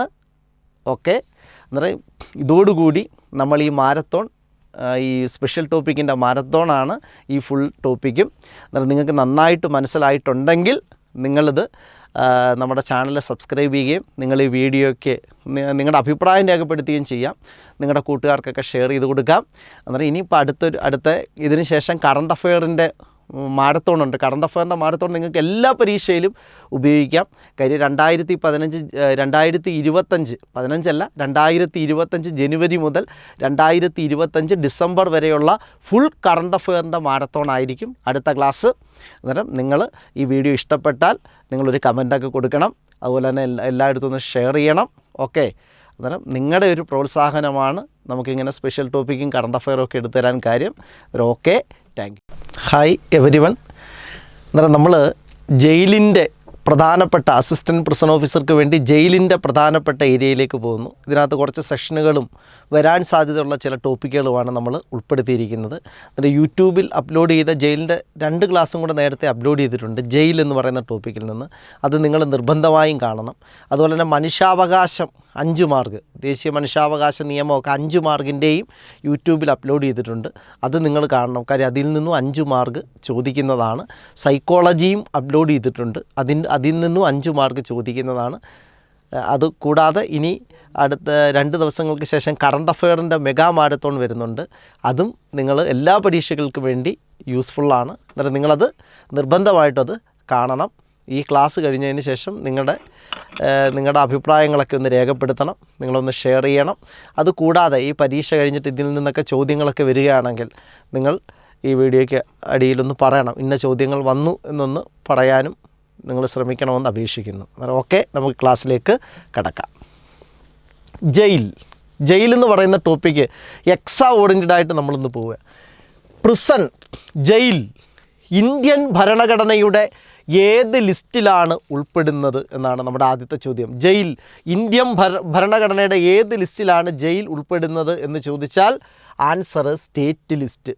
ജയിലെ, കൃഷി, പോലീസ്, ഇതെല്ലാം പഞ്ചായത്ത്, ഇതെല്ലാം ഇന്ത്യൻ ഭരണഘടനയുടെ സ്റ്റേറ്റ് ലിസ്റ്റിലാണ് ഉൾപ്പെടുന്നത്. അന്നേരം ജയിൽ, പ്രിസൺ ഇന്ത്യൻ ഭരണഘടനയുടെ ഏത് ലിസ്റ്റിലാണ് ഉൾപ്പെടുന്നത്? State list. ലിസ്റ്റുകളെക്കുറിച്ച് പ്രതിപാദിക്കുന്ന ഭരണഘടനയുടെ ഷെഡ്യൂൾ 7ാം ഷെഡ്യൂളാണ്. പോലീസ് ഭരണഘടനയുടെ ഏത് ലിസ്റ്റിലാണ് ഉൾപ്പെടുന്നത്? പോലീസ് ഭരണഘടനയുടെ ഏത് ലിസ്റ്റിലാണ് ഉൾപ്പെടുന്നത്? State list. ക്രിമിനൽ നിയമം ഭരണഘടനയുടെ ഏത് ലിസ്റ്റിലാണ് ക്രിമിനൽ നിയമം ഉൾപ്പെടുന്നത് എന്നൊരു ചോദ്യം ചോദിച്ചു കഴിഞ്ഞാൽ കൺകറൻറ്റ് ലിസ്റ്റ്. ക്രിമിനൽ നിയമം ഏത് ലിസ്റ്റിലാണ് ഉൾപ്പെടുന്നതെന്ന് ചോദിച്ചു കഴിഞ്ഞാൽ കൺകറൻറ്റ് ലിസ്റ്റ്. ക്രിമിനൽ നിയമം ഭരണഘടനയുടെ ഏത് ലിസ്റ്റിലാണ് ഉൾപ്പെടുന്നത് എന്നൊരു ചോദ്യം ചോദിച്ചാൽ കൺകറൻറ്റ് ലിസ്റ്റ്. അതായത് വിദ്യാഭ്യാസം കൺകറൻറ്റ് ലിസ്റ്റിലാണ്, ക്രിമിനൽ ലോ കൺകറൻറ്റ് ലിസ്റ്റിലാണ്, നദികൾ കൺകറൻറ്റ് ലിസ്റ്റിലാണ്, വൈദ്യുതി കൺകറൻറ്റ് ലിസ്റ്റിലാണ്, വിവാഹവും വിവാഹമോചനവുമായി ബന്ധപ്പെട്ട നിയമങ്ങൾ കൺകറൻറ്റ് ലിസ്റ്റിലാണ്, വനം കൺകറൻറ്റ് ലിസ്റ്റിലാണ്. അതായത് ക്രിമിനൽ നിയമം ഭരണഘടനയുടെ ഏത് ലിസ്റ്റിലാണ് ഉൾപ്പെടുന്നത് എന്നൊരു ചോദ്യം ചോദിച്ചാൽ കൺകറൻറ്റ് ലിസ്റ്റ്. ജയിൽ വകുപ്പിൻ്റെ പേരെന്താണ്? Kerala prisons and correctional services. കേരളത്തിലെ ജയിൽ വകുപ്പിൻ്റെ പേരെന്താണ്? Kerala prisons and correctional services. കേരളത്തിലെ ജയിൽ വകുപ്പിൻ്റെ പേര് Kerala prisons and correctional services എന്നാണ്. Kerala prisons and correctional services എന്നാണ്. അന്നേരം കേരള പ്രിസൺസ് ആൻഡ് കറക്ഷണൽ സർവീസിൻ്റെ ആസ്ഥാനം കേരള പ്രിസൺസ് ആൻഡ്, അതുകൊണ്ടല്ലേ അസിസ്റ്റൻറ്റ് പ്രിസൺ ഓഫീസർ എന്നല്ലേ തസ്തികയുടെ പേര് തന്നെ. കേരള പ്രിസൺസ് ആൻഡ് കറക്ഷണൽ സർവീസസിൻ്റെ ആസ്ഥാനം Thiruvananthapuram. Kerala prisons and correctional സർവീസസിൻ്റെ ആസ്ഥാനം പൂജപ്പുര, തിരുവനന്തപുരം. 1956 നവംബർ 1-നാണ് കേരളത്തിലെ ജയിൽ വകുപ്പ് നിലവിൽ വന്നത്. ആ ജയിൽ വകുപ്പാണ് കേരള പ്രിസൺസ് ആൻഡ് കറക്ഷണൽ സർവീസാക്കി മാറ്റിയത്. ജയിൽ വകുപ്പ് നിലവിൽ വന്നത് 1956 നവംബർ 1. അതിനു മുമ്പ് നാട്ടുരാജ്യങ്ങൾ തിരുവിതാംകൂർ, കൊച്ചി, മലബാർ എന്നൊക്കെ പറഞ്ഞാണ് കിടന്നിരുന്നത്. 1956 നവംബർ 1 കേരളം രൂപീകരിച്ചു. അപ്പോൾ കേരളത്തിൽ ജയിൽ വകുപ്പ് നിലവിൽ വന്നു. അത് Kerala prisons and correctional services എന്നാണ് ഇപ്പോൾ അറിയപ്പെടുന്നത്. അതിൻ്റെ ആസ്ഥാനം Poojappura, Thiruvananthapuram. Kerala prisons and correctional services ഏത് വകുപ്പിൻ്റെ കീഴിലാണ്? Kerala prisons and correctional services ഏത് വകുപ്പിൻ്റെ കീഴിലാണ്? ആഭ്യന്തര വകുപ്പ്. ഇപ്പോൾ പോലീസ് ആഭ്യന്തര വകുപ്പാണ്. Kerala prisons and correctional services ഏത് വകുപ്പിൻ്റെ കീഴിലാണ്? ആഭ്യന്തര വകുപ്പ്. അന്നേരം കേരള പ്രിസൺസ് ആൻഡ് കറക്ഷണൽ സർവീസസിൻ്റെ ചുമതലയുള്ള മന്ത്രി മുഖ്യമന്ത്രി തന്നെയാണ്. മുഖ്യമന്ത്രി ശ്രീ പിണറായി വിജയനാണ് കേരള ജയിൽ വകുപ്പിൻ്റെ ചുമതലയുള്ള മന്ത്രിയും. കാര്യം മുഖ്യമന്ത്രി തന്നെയാണ് ഈ വകുപ്പ് കൈകാര്യം ചെയ്യുന്നത്. കേരള പ്രിസൺസ് ആൻഡ് കറക്ഷണൽ സർവീസസിൻ്റെ നിലവിലെ മേധാവി, കേരള പ്രിസൺസ് ആൻഡ് കറക്ഷണൽ സർവീസസിൻ്റെ നിലവിലെ മേധാവി Balram Kumar Upadhyay IPS. Kerala prisons and correctional സർവീസസിൻ്റെ നിലവിലെ മേധാവി Balram Kumar Upadhyay IPS. Kerala prisons and correctional സർവീസസിൻ്റെ നിലവിലെ മേധാവി ബൽറാം കുമാർ ഉപാധ്യായാണ്. കേരള പ്രിസൺസ് ആൻഡ് കറക്ഷണൽ സർവീസസിൻ്റെ തലവൻ, ഇവിടെ ജയിൽസ് എന്നാണ് കൊടുത്തിരിക്കുന്നത്, ഇപ്പോൾ അതിൻ്റെ പേര് പ്രിസൺസ് എന്നാണ്. കേരള പ്രിസൺസ് ആൻഡ് കറക്ഷണൽ സർവീസസിൻ്റെ തലവൻ director general of prisons. And correctional services. Kerala prisons and correctional സർവീസസിൻ്റെ തലവനാര director general of prisons and correctional services. അതിൻ്റെ തലവൻ director general of prisons and correctional services എന്നാണ് അതിൻ്റെ സ്ഥാനപ്പേര്. ഇനി നമുക്ക് ആ വകുപ്പിൻ്റെ ശ്രേണി ഒന്ന് നോക്കാം. ഹയറാർക്കി, ആ വകുപ്പിൻ്റെ ഹയറാർക്കി നമുക്ക് നോക്കാം. ശ്രേണി ഏറ്റവും മുകളിൽ ഏറ്റവും ഉയർന്ന തലത്തിൽ director general of prisons and correctional services. Director general of prisons, അദ്ദേഹം IPS കേഡറിലുള്ള ഒന്നീ DGP റാങ്ക് ആയിരിക്കും, അല്ലെങ്കിൽ ADGP റാങ്കിലുള്ള ഒരു ഉദ്യോഗസ്ഥനായിരിക്കും. ഏറ്റവും മുകളിൽ director general of prisons and correctional services. Director general of prisons and correctional services. അതിന് തൊട്ട് താഴെ deputy inspector general of jails, deputy inspector general of prisons, deputy inspector general of jails അല്ലെങ്കിൽ deputy inspector general of prisons, DIG, deputy inspector general of prisons ആണ് അതിന് തൊട്ട് താഴെ. കാര്യം jail വകുപ്പിനെ, കേരളത്തിലെ പ്രിസൺസ് ആൻഡ് കറക്ഷണൽ സർവീസസ് വകുപ്പിനെ 3 സോണലുകളായി തിരിച്ചിട്ടുണ്ട്, 3 മേഖലകളായി തിരിച്ചിട്ടുണ്ട്. ഒന്ന് സൗത്ത് മേഖല, ഇപ്പോൾ തിരുവനന്തപുരം, കൊല്ലം, ആലപ്പുഴയൊക്കെ സൗത്ത് മേഖലയാണ്. അതിനുശേഷം സെൻട്രൽ മധ്യമേഖല, അതിനുശേഷം നോർത്ത് മേഖല. അന്നേരം ഈ കേരള പ്രിസൺസ് ആൻഡ് കറക്ഷണൽ സർവീസസിൻ്റെ ഏറ്റവും ഉയർന്നത് ഡയറക്ടർ ജനറൽ ഓഫ് പ്രിസൺസ്. എന്നിട്ട് അതിനെ 3 സോണുകളായി തിരിച്ചിട്ടുണ്ട്, 3 മേഖലകളായി തിരിച്ചിട്ടുണ്ട്. ഓരോ മേഖലയുടെയും ചുമതല DIGക്ക് ആയിരിക്കും. അതായത് ഡെപ്യൂട്ടി ഇൻസ്പെക്ടർ ജനറൽ ഓഫ് പ്രിസൺസിനായിരിക്കും ചുമതല, DIGക്ക് ആയിരിക്കും. അന്നേരം ഏറ്റവും മുകളിൽ ഡയറക്ടർ ജനറൽ ഓഫ് പ്രിസൺസ്, അതിന് തൊട്ട് താഴെ deputy inspector general of jails prisons ആണ്. അതായത് രണ്ടാമത്തെ ഉയർന്ന പോസ്റ്റ്, താഴോട്ട് പോവുകയാണ്. അതിന് തൊട്ട് താഴെ അന്നേരം 3 DIGമാർ, 3 സോണലിൻ്റെ എല്ലാം ചുമതല DIGമാർക്കായിരിക്കും. അതിന് തൊട്ട് താഴെ സൂപ്രണ്ട് എന്ന് പറയുന്ന തസ്തിക central jail, open jail, high security ജയിലിൽ സൂപ്രണ്ട് എല്ലാം തുല്യമാണ്. അതായത് central jail, open jail, high security ജയിലിലെ സൂപ്രണ്ട് എല്ലാം തുല്യ പോസ്റ്റുകളാണ്. അടുത്ത ജോയിൻറ്റ് സൂപ്രണ്ടിന് തൊട്ട് താഴെ ജോയിൻറ്റ് സൂപ്രണ്ട്.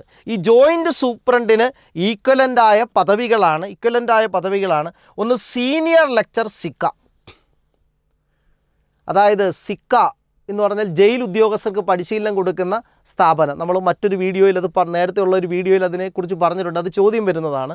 അതായത് ജോയിൻറ്റ് സൂപ്രണ്ട് എന്ന് പറഞ്ഞ തസ്തിക സീനിയർ ലെക്ചർ സിക്ക, ജില്ലാ ജയിലിലെ സൂപ്രണ്ട്, വനിതാ ജയിലിലെ സൂപ്രണ്ട്, വനിതാ ഓപ്പൺ ജയിലിലെ സൂപ്രണ്ട് എന്നിവയെല്ലാം ഒരേ ഇക്വലൻറ്റിലുള്ള പോസ്റ്റുകളാണ്. ഇപ്പോൾ തന്നെ എനിക്ക് തോന്നുന്നു കഴിഞ്ഞ അസിസ്റ്റൻറ്റ് പ്രിസൺ ഓഫീസർക്ക് ചോദിച്ചു, വനിതാ ജയിലിലെ സൂപ്രണ്ടോ അല്ലെങ്കിൽ വനിതാ ഓപ്പൺ ജയിലിലെ സൂപ്രണ്ടോ ഏത് തസ്തികയ്ക്ക് തുല്യമാണെന്ന് ചോദിച്ചു. ഏത് തസ്തികയ്ക്ക് തുല്യമാണ്? ഇത് ആൻസർ ജോയിൻറ്റ് സൂപ്രണ്ട്. മിക്കവാറും ജോയിൻറ്റ് സൂപ്രണ്ട് ഹെഡ് ക്വാർട്ടേഴ്സിലൊക്കെയുള്ള ജോയിൻറ്റ് സൂപ്രണ്ടിന് തുല്യമാണ് സീനിയർ ലെക്ചർ, ജില്ലാ ജയിലിലെ സൂപ്രണ്ട്, വനിതാ ജയിലിലെ സൂപ്രണ്ട്, വനിതാ ഓപ്പൺ ജയിലുകളിലൊക്കെ സൂപ്രണ്ട് എന്ന് പറഞ്ഞാൽ ജോയിൻറ്റ് സൂപ്രണ്ട് എന്ന് പറഞ്ഞ തസ്തികയ്ക്ക് തുല്യമാണ്. ഇതിൽ നിന്ന് അസിസ്റ്റൻറ്റ് പ്രിസൺ ഓഫീസർക്ക് ചോദ്യം വന്നിട്ടുണ്ട്, ഏതെല്ലാം പദവികൾ തുല്യമാണ് എന്ന് ചോദിച്ചിട്ടുണ്ട്. അതിനകത്ത് സൂപ്രണ്ട് അങ്ങനെയൊക്കെ തന്നിട്ടുണ്ട്. പക്ഷേ വനിതാ ഓപ്പൺ ജയിലിലേക്ക് സൂപ്രണ്ട് ഏത് തസ്തികയ്ക്ക് തുല്യമാണ്? ജോയിൻറ്റ് സൂപ്രണ്ടിന് തുല്യമാണ്. അതായത് വനിതാ ജയിലിലേക്ക് സൂപ്രണ്ട് എന്ന് പറഞ്ഞ പോസ്റ്റ് ഏത് പോസ്റ്റിന് തുല്യമാണ്? ജോയിൻറ്റ് സൂപ്രണ്ടിന് തുല്യമാണ്. അതിന് തൊട്ട് താഴെ ജോയിൻറ്റ് സൂപ്രണ്ടിന് തൊട്ട് താഴെ ഡെപ്യൂട്ടി സൂപ്രണ്ട് ഉണ്ട്. ആ ഡെപ്യൂട്ടി സൂപ്രണ്ട് എന്തിനൊക്കെ ഏതെല്ലാം ഈ ഡെപ്യൂട്ടി സൂപ്രണ്ട് ഹെഡ് ക്വാർട്ടേഴ്സിലെ deputy superintendent special sub jail, superintendent borstal സ്കൂളിലെ സൂപ്രണ്ടും സ്പെഷ്യൽ സബ് ജയിലിലെ സൂപ്രണ്ടും ബോസ്റ്റൽ സ്കൂളിലെ സൂപ്രണ്ടും ഡെപ്യൂട്ടി സൂപ്രണ്ട് എന്ന് പറഞ്ഞ തസ്തികയ്ക്ക് ഇക്വലൻ്റാണ്. ഇനി അടുത്ത അസിസ്റ്റൻറ്റ് സൂപ്രണ്ട് ഗ്രേഡ് 1, അതിന് തൊട്ട് താഴെയുള്ള അസിസ്റ്റൻറ്റ് സൂപ്രണ്ട് ഗ്രേഡ് 1, അത് സബ് ജയിലിലെ സൂപ്രണ്ടിന് ഇക്വലൻ്റ് ആയിട്ടുള്ള പോസ്റ്റാണ്. അസിസ്റ്റൻറ്റ് സൂപ്രണ്ട് ഗ്രേഡ് 1 സബ് ജയിലിലെ സൂപ്രണ്ടിന് ഇക്വലൻ്റ് ആയിട്ടുള്ള പോസ്റ്റാണ്. അതിന് താഴെ assistant superintendent grade 2, grade 2 jail officer എന്ന് പറയുന്ന രണ്ട് പദവിയും തുല്യമാണ്.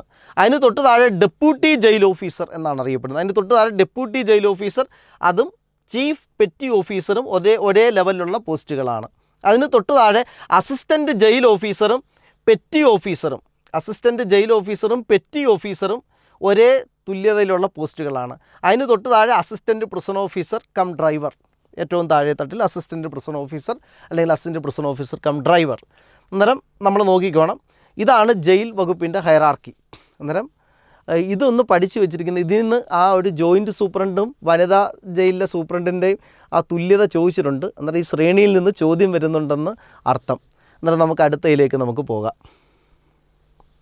അടുത്തത്, കേരള ജയിൽ വകുപ്പിലെ സംസ്ഥാന പബ്ലിക് വിവരാവകാശ ഓഫീസറുടെ ചുമതല വഹിക്കുന്നത് ആര്? ഇപ്പോൾ കേരള ജയിൽ വകുപ്പിൻ്റെ ഹെഡ് ക്വാർട്ടേഴ്സ് അല്ലേ, കേരള ജയിൽ വകുപ്പിൻ്റെ ഹെഡ് ക്വാർട്ടേഴ്സിലെ സംസ്ഥാന പബ്ലിക് വിവരാവകാശ ഓഫീസറെ ചുമതല വഹിക്കുന്നതാണ്. ഇതും PSC പരീക്ഷയ്ക്ക് വന്ന ചോദ്യമാണ്, അസിസ്റ്റൻറ്റ് പ്രിസൺ ഓഫീസർക്ക് വന്ന ചോദ്യമാണ്. PA ടു DGP, DGPയുടെ PA, അതായത് DGPയുടെ എന്ന് വെച്ചാൽ ജയിൽ വകുപ്പിൻ്റെ ഡയറക്ടർ ജനറൽ ഓഫ് പ്രിസൺസിൻ്റെ ഡയറക്ടർ ജനറൽ ഓഫ് പ്രിസൺസിൻ്റെ PA ആണ്. 1991-93 കാലഘട്ടത്തിൽ കേരളത്തിലെ ജയിൽ പരിഷ്കരണ കമ്മീഷൻ്റെ ചെയർമാൻ, 1991-93 കാലഘട്ടത്തിലെ കേരള ജയിൽ പരിഷ്കരണ കമ്മീഷൻ്റെ ചെയർമാൻ ആര്? AP ഉദയഭാനു.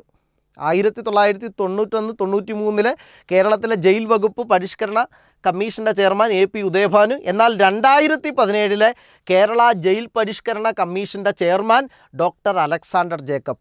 2017 കേരള ജയിൽ പരിഷ്കരണ കമ്മീഷൻ്റെ chairman doctor Alexander Jacob. 2017 jail പരിഷ്കരണ കമ്മീഷൻ്റെ ചെയർമാൻ ആര്? Doctor Alexander Jacob. ഈ രണ്ടെണ്ണത്തിൽ നിന്ന് ഒരു ക്വസ്റ്റ്യൻ അസിസ്റ്റൻറ്റ് പ്രിസൺ ഓഫീസർക്ക് PSC പരീക്ഷയ്ക്ക് വന്നിട്ടുണ്ട്. ഈ രണ്ടെണ്ണം ശ്രദ്ധിക്കണം. ഈ രണ്ട് കമ്മീഷനിൽ നിന്ന് ഏതോ ഒരു കമ്മീഷൻ അസിസ്റ്റൻറ്റ് പ്രിസൺ ഓഫീസർക്ക് ചോദ്യം വന്നിട്ടുണ്ട്. എന്നിട്ട് നമ്മൾ ശ്രദ്ധിക്കണം, ഇതും ചോദ്യം വന്നതാണ്. അങ്ങനെ 3 ചോദ്യം ആ ശ്രേണിയിൽ നിന്നും ചോദ്യം വന്നിട്ടുണ്ട്. അന്നേരം നോക്കിയേ, 1991-93 കാലഘട്ടത്തിലെ കേരള ജയിൽ പരിഷ്കരണ കമ്മീഷൻ്റെ chairman AP Udayabhanu. 2017 Kerala jail പരിഷ്കരണ കമ്മീഷൻ്റെ chairman doctor Alexander Jacob. 2017 Kerala jail പരിഷ്കരണ കമ്മീഷൻ്റെ ചെയർമാൻ ഡോക്ടർ അലക്സാണ്ടർ ജേക്കബ്. അന്നേരം നമുക്ക് അടുത്ത ഇതിലേക്ക് നമുക്ക് പോകാം. 3 മാസം വരെ ശിക്ഷിക്കപ്പെട്ട തടവുകാരെയും, നമ്മൾ അത്രയും ഓർത്താൽ മതി, 3 മാസം ശിക്ഷിക്കപ്പെട്ട 3 മാസം വരെയുള്ള ശിക്ഷിക്കപ്പെട്ടവരെ പാർപ്പിക്കുന്നത് സ്പെഷ്യൽ സബ് ജയിലിലാണ്. സ്പെഷ്യൽ സബ് ജയിലിൽ 3 മാസം വരെയുള്ളതാണ്. 3 മാസം വരെ ശിക്ഷ കിട്ടുന്നവരെ സ്പെഷ്യൽ സബ് ജയിലിലാണ്. 3 മാസം വരെ ശിക്ഷിക്കപ്പെട്ട തടവുകാരെയും റിമാൻഡ് വിചാരണ തടവുകാരെയും പാർപ്പിക്കുന്ന സ്ഥലമാണ് സ്പെഷ്യൽ സബ് ജയിൽ. 3 മാസം വരെ ശിക്ഷിക്കപ്പെട്ട തടവുകാരെയും റിമാൻഡ് വിചാരണ തടവുകാരെയും പാർപ്പിക്കുന്ന സ്ഥലമാണ് സ്പെഷ്യൽ സബ് ജയിൽ. 3 മാസം വരെ സ്പെഷ്യൽ സബ് ജയിൽ. കേരളത്തിലെ സ്പെഷ്യൽ സബ് ജയിലുകളുടെ എണ്ണം 16 ആണ്. കേരളത്തിലെ സ്പെഷ്യൽ സബ് ജയിലുകളുടെ എണ്ണം 16 ആണ്. കേരളത്തിലെ സ്പെഷ്യൽ സബ് ജയിലുകളുടെ എണ്ണം എത്രയാണ്? 16 ആണ്. കേരളത്തിലെ സ്പെഷ്യൽ സബ് ജയിലുകളുടെ എണ്ണം 16 ആണ്. 1 മാസം വരെ 3 മാസം വരെ സ്പെഷ്യൽ സബ് ജയിൽ, 1 മാസം വരെയുള്ള ശിക്ഷ കിട്ടുന്നത്, 1 മാസം വരെയുള്ള ശിക്ഷ കിട്ടുന്നവരെ പാർപ്പിക്കുന്നത് സബ് ജയിലിലാണ്. എന്നാൽ സബ് ജയിലിൽ 1 മാസം വരെയുള്ള ശിക്ഷ കിട്ടുന്നവരെ പാർപ്പിക്കുന്നത് സബ് ജയിലിലാണ്. നോക്കിയേ, 1 മാസത്തിൽ കുറയാത്ത ശിക്ഷാ തടവുകാരെ റിമാൻഡ് വിചാരണ തടവുകാരെയും പാർപ്പിക്കുന്നത് എവിടെ? Sub jail. എന്നാൽ സ്പെഷ്യൽ സബ് ജയിലാണെങ്കിൽ 3 മാസം വരെ ശിക്ഷ കിട്ടിയവരെ, സബ് ജയിലാണെങ്കിൽ 1 മാസം വരെ ശിക്ഷ കിട്ടിയവരെ പാർപ്പിക്കുന്ന ജയിലാണ് സബ് ജയിൽ. തെറ്റിപ്പോകരുത്, നമ്മളെപ്പോഴും അത് ശ്രദ്ധിച്ചു കൊള്ളണം. അടുത്ത്, ജയിൽ ആസ്ഥാനം കേരള പ്രിസൺസ് ആൻഡ് കറക്ഷണൽ സർവീസസിൻ്റെ കേരള പ്രിസൺസ് ആൻഡ് കറക്ഷണൽ സർവീസസിൻ്റെ ആസ്ഥാനം എവിടെ? പൂജപ്പുര, തിരുവനന്തപുരം. 1861 നായർ ബ്രിഗേഡിൻ്റെ പഴയ ബാരക്കുകളിൽ സ്ഥാപിതമായ പ്രിൻസിപ്പൽ ജയിലാണ് 1873 സെൻട്രൽ ജയിലായി ഉയർത്തിയത്. അതാണ് ഇന്നത്തെ പൂജപ്പുര സെൻട്രൽ ജയിൽ. 1861 നായർ ബ്രിഗേഡിൻ്റെ പഴയ ബാരക്കുകളിൽ സ്ഥാപിതമായ പ്രിൻസിപ്പൽ ജയിൽ 1873 സെൻട്രൽ ജയിലായിട്ട് ഉയർത്തിയത്. അതാണ് പിന്നീട് തിരുവനന്തപുരം സെൻട്രൽ ജയിലായി മാറിയത്. സെൻട്രൽ ജയിലുകളിൽ വനിതാ തടവുകാർക്കുള്ള പ്രത്യേക ബ്ലോക്ക് സ്ഥാപിച്ചത്, സെൻട്രൽ ജയിലുകളിൽ വനിതാ തടവുകാർക്കുള്ള പ്രത്യേക ബ്ലോക്ക് സ്ഥാപിച്ചത് 1904 സെൻട്രൽ ജയിലുകളിൽ വനിതാ തടവുകാർക്കുള്ള പ്രത്യേക ബ്ലോക്ക് സ്ഥാപിച്ചത് 1904 എറണാകുളത്ത് ഒരു സെൻട്രൽ ജയിൽ സ്ഥാപിച്ചത് 1890 എറണാകുളം കൊച്ചി നാട്ടുരാജ്യത്തിൻ്റെ ഭാഗമാണ്. എറണാകുളത്തൊരു സെൻട്രൽ ജയിൽ സ്ഥാപിച്ചത് 1890. അതിൻ്റെ സൂപ്രണ്ട് റോബിൻസൺ ആയിരുന്നു. റോബിൻസൺ ആയിരുന്നു. എറണാകുളത്തൊരു സെൻട്രൽ ജയിൽ സ്ഥാപിച്ചത് 1890. അതിൻ്റെ സൂപ്രണ്ട് എന്ന് ബ്രിട്ടീഷുകാരുടെ ഭരണകാലമാണ്, റോബിൻസൺ ആയിരുന്നു അതിൻ്റെ സൂപ്രണ്ട്. അത് 1914 ആ എറണാകുളത്തെ സെൻട്രൽ ജയിൽ തൃശ്ശൂരിലെ വിയ്യൂരിലേക്ക് മാറ്റി. അതാണ് Viyyur central jail. 1914 Viyyur central jail. അത് 1890 എറണാകുളത്ത് സ്ഥാപിച്ച സെൻട്രൽ ജയിലാണ് 1914 തൃശ്ശൂരിലെ വിയ്യൂരിലേക്ക് മാറ്റിയത്. ഇതൊക്കെ ശ്രദ്ധിച്ചോണം, ചോദ്യം വരുന്ന ഏരിയാസാണ്. ഇത് ബോക്സിൽ തന്നിരിക്കാൻ കാര്യം, ഇത് PSC ചോദ്യമാണ്, അസിസ്റ്റൻറ്റ് പ്രിസൺ ഓഫീസർക്ക് PSC ചോദിച്ച ചോദ്യമാണ്. കേരളത്തിലെ ഏറ്റവും പഴക്കം ചെന്ന ജയിൽ കോഴിക്കോട് സ്പെഷ്യൽ സബ് ജയിലാണ്. കേരളത്തിലെ ഏറ്റവും പഴക്കം ചെന്ന ജയിൽ കോഴിക്കോട് സ്പെഷ്യൽ സബ് ജയിലാണ്. കേരളത്തിലെ ഏറ്റവും പഴക്കം ചെന്ന ജയിൽ ഏതാണ്? Kozhikode special sub jail 1861 സ്ഥാപിതമായി. കേരളത്തിലെ ഏറ്റവും പഴക്കം ചെന്ന ജയിൽ, അത് അസിസ്റ്റൻറ്റ് പ്രിസൺ ഓഫീസർക്ക് PSC ചോദിച്ച ചോദ്യമാണ്, ശ്രദ്ധിച്ചോണം. കേരളത്തിലെ ഏറ്റവും പഴക്കം ചെന്ന jail Kozhikode special sub jail 1861 സ്ഥാപിക്കപ്പെട്ടു. അത് 1969 ജില്ലാ ജയിലായി, കോഴിക്കോട് ജില്ലാ ജയിലായി. അങ്ങനെ കേരളത്തിലെ അതിൽ നിന്ന് ചോദ്യം വന്നുകൊണ്ടാണ് നമ്മളത് ബോക്സിൽ കൊടുത്തിരിക്കുന്നത്. കേരളത്തിലെ ഏറ്റവും പഴക്കം ചെന്ന ജയിൽ ഏതാണ്? Kozhikode special sub jail 1861. അത് 1969 ജില്ലാ ജയിലായി. തടവുകാരെ പ്രത്യേകിച്ച് സെൻട്രൽ ജയിലിനകത്തെ സാഹചര്യങ്ങളുമായി പൊരുത്തപ്പെടുന്നതിനും വ്യക്തിപരവും കുടുംബപരവുമായ പ്രശ്നങ്ങൾ പരിഹരിക്കുന്നതിനും സഹായിക്കുന്ന ഒരു കൗൺസിലായി പ്രവർത്തിക്കേണ്ടത് ആര് എന്നാണ് ചോദ്യം. ആൻസർ വെൽഫെയർ ഓഫീസറാണ്. ഈ ചോദ്യം ഒന്ന് ശ്രദ്ധിച്ചോണം. അതായത് തടവുകാരെ ജയിലിനകത്തെ സാഹചര്യങ്ങളുമായി പൊരുത്തപ്പെടുത്തുന്നതിനും അവരുടെ വ്യക്തിപരവും കുടുംബപരമായ പ്രശ്നങ്ങൾ പരിഹരിക്കുന്നതിനും മുന്നിട്ട് നിൽക്കുന്ന ഓഫീസർ ആര്? ആ സ്ഥാനപ്പേരാണ് വെൽഫെയർ ഓഫീസർ എന്നാണ് പേര്. എന്താണ് പേര്? Welfare officer. എന്നിട്ട് നിങ്ങൾ ഈ ക്ലാസ് കേൾക്കുന്നത് നിങ്ങളൊന്ന് വായിക്കുന്നതിന് തുല്യമാണ്, ഒന്ന് പഠിക്കുന്നതിന് തുല്യമാണ് ഈ ക്ലാസ് കേൾക്കുന്നത്. എന്നിട്ട് നമ്മൾ വീണ്ടും അടുത്തതിലേക്ക് പോകുന്നു. ആൻഡമാനിലെ പ്രശസ്തമായ സെല്ലുലാർ ജയിൽ, ആൻഡമാനിലെ കാലാപാനി ജയിൽ പോർട്ട് ബ്ലെയർ സ്ഥാപിതമായത് 1906. ആൻഡമാനിലെ Kalapani jail Port Blair jail സ്ഥാപിതമായത് 1906. Agra central jail 1741. Madras central jail 1837. Agra central jail 1741. Madras central jail 1837. ഏറ്റവും കുറവ്, ഇപ്പോൾ റീസെൻ്റായിട്ടുള്ള റിപ്പോർട്ടാണ്, ലോകത്തിൽ ഏറ്റവും കുറവ് കുറ്റകൃത്യ നിരക്കുള്ള രാജ്യങ്ങൾ ഐസ്ലാൻഡും നെതർലാൻഡുമാണ്. ലോകത്തിൽ ഏറ്റവും കുറവ് കുറ്റകൃത്യ നിരക്കുള്ള രാജ്യങ്ങൾ ഐസ്ലാൻഡും നെതർലാൻഡുമാണ്. ജയിലുകളില്ലാത്ത ലോകത്തിലെ സ്ഥലം വത്തിക്കാൻ സിറ്റിയാണ്. ജയിലുകളില്ലാത്ത ലോകത്തിലെ സ്ഥലമാണ് വത്തിക്കാൻ സിറ്റി. അവിടെ എന്തെങ്കിലും കുറ്റം ചെയ്താൽ ഇറ്റലിയിലെ ജയിലുകളിലേക്കാണ് മാറ്റുന്നത്. ജയിലുകളില്ലാത്തത് വത്തിക്കാൻ സിറ്റി. ക്രിമിനൽ റാങ്കിങ്ങിൽ ഇന്ത്യയുടെ സ്ഥാനം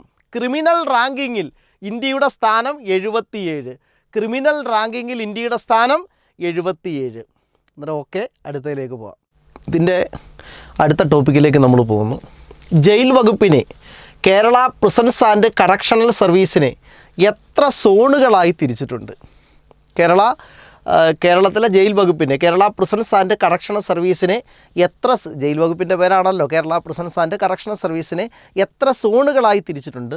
3 സോണുകളായിട്ടാണ് തിരിച്ചിരിക്കുന്നത്. അതായത് south zone, central zone, north zone. ഓരോ സോണിൻ്റെയും ചുമതല DIGമാർക്കാണ്. ഓരോ സോണിൻ്റെയും ചുമതല ആർക്കാണെന്ന് ചോദിച്ചാൽ DIGമാർക്കാണ് ഓരോ സോണിൻ്റെയും ചുമതല. കേരള പ്രിസണുകളും സംശുദ്ധീകരണ സാൻമാർഗീകരണ സേവനങ്ങളും നിർവഹണ ആക്ട് എന്നാണ് തന്നിരിക്കുന്നത്, മറിച്ച് ചട്ടങ്ങൾ അല്ല, ആക്ട് എന്നാണ് തന്നിരിക്കുന്നത്. കേരള പ്രിസണുകളും സംശുദ്ധീകരണ സാൻമാർഗീകരണ സേവനങ്ങളും നിർവഹണം ആക്ട് എന്ന് ചോദിച്ചാൽ 2010. ആ ആക്ടിന് 20 ചാപ്റ്റേഴ്സ് ഉണ്ട്. അതാണ്ട് അതിന് ഇംഗ്ലീഷ് വേർഡാണ്. അതായത് കേരള സംശുദ്ധീകരണ സാൻമാർഗിക സേവന നിർവഹണ നിയമം, Kerala prisons and correctional services Kerala prisons and correctional services management act എന്നാണ്. മാനേജ്മെൻറ്റ് ആക്ട് എന്നാണ്. അങ്ങനെ ചോദിച്ചാൽ 2010 സംശുദ്ധീകരണ സാൻമാർഗിക സേവന നിർവഹണം നിയമം ആക്ട്, നിർവഹണ നിയമം ആക്ട് 2010 ആക്ട്. പക്ഷേ റൂൾസ് ആണെങ്കിലോ Kerala prisons and correctional services management rules എന്നല്ല ചോദിച്ചിരിക്കുന്നത്, ആക്ട് എന്നാണ് ചോദിച്ചിരിക്കുന്നത്. ആക്ട് 2010 ഇത് ഒരു നിയമമാണ്. ഈ 2010 ഒരു നിയമമാണ്. ജയിൽ സംവിധാനത്തിൻ്റെ പൊതുവായ ഭരണം, തടവുകാരുടെ പുനരധിവാസം എന്നിവയുടെ അടിസ്ഥാന ചട്ടക്കൂട് നൽകുന്നു. ഈ നിയമം ചെയ്യുന്നത് എന്താണെന്ന് ചോദിച്ചാൽ എങ്ങനെയാണ് കേരളത്തിലെ ജയിൽ വകുപ്പ് അതിൻ്റെ ഭരണം എങ്ങനെ പോകുന്നു, ആ ഒരു സ്ട്രക്ചർ നൽകുന്നു, കുറ്റം എങ്ങനെയാണെന്നൊക്കെ. എന്നാൽ Kerala prisons and correctional services management ചട്ടങ്ങൾ റൂൾസ് അത് ഏത് വർഷമാണ്?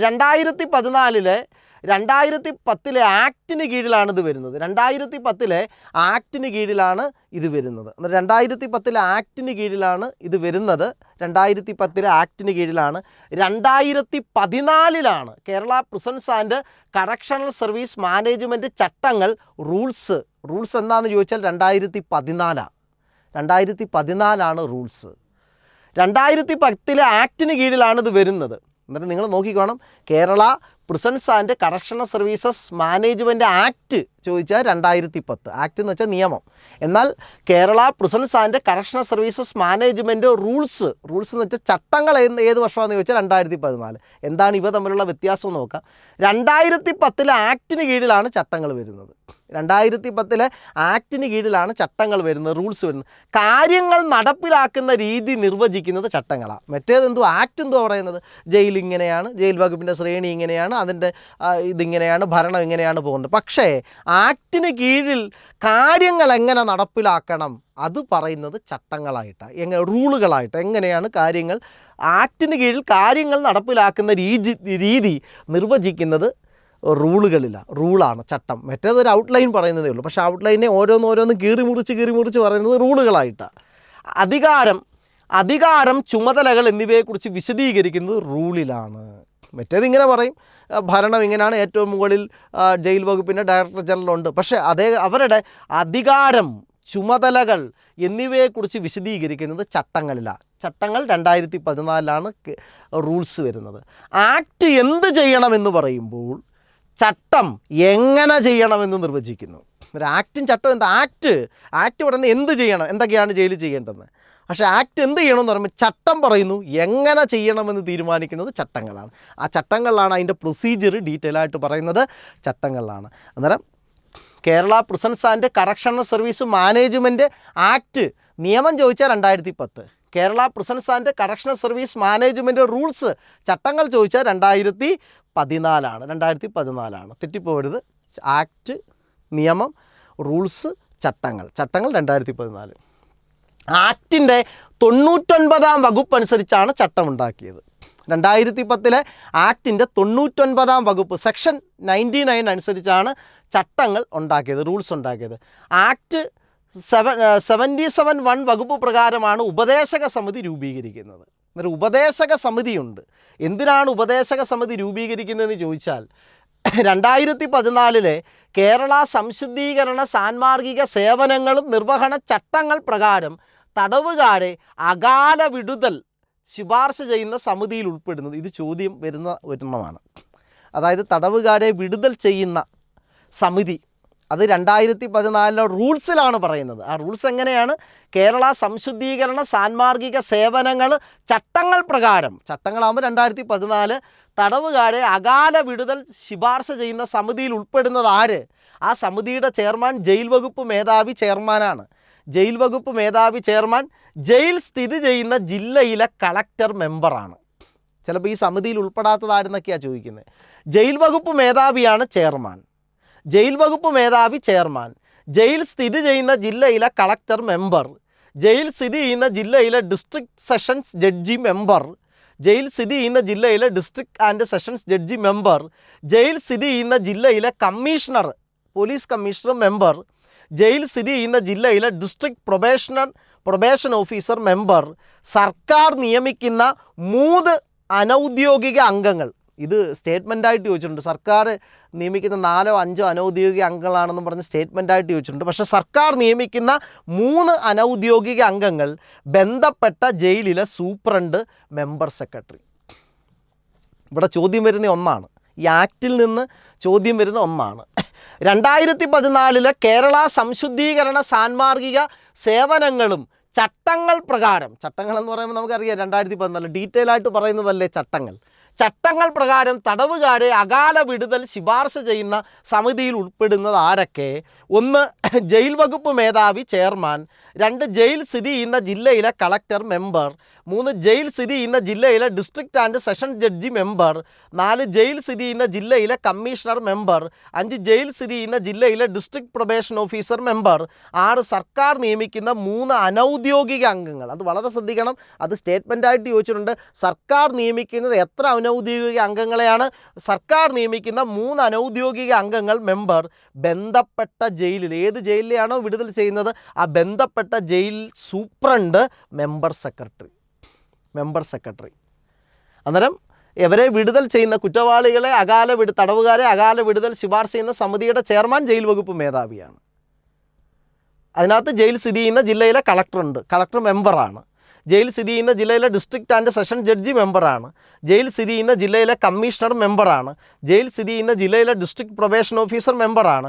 സർക്കാർ നിയമിക്കുന്ന 3 അനൗദ്യോഗിക അംഗങ്ങൾ മെമ്പറാണ്.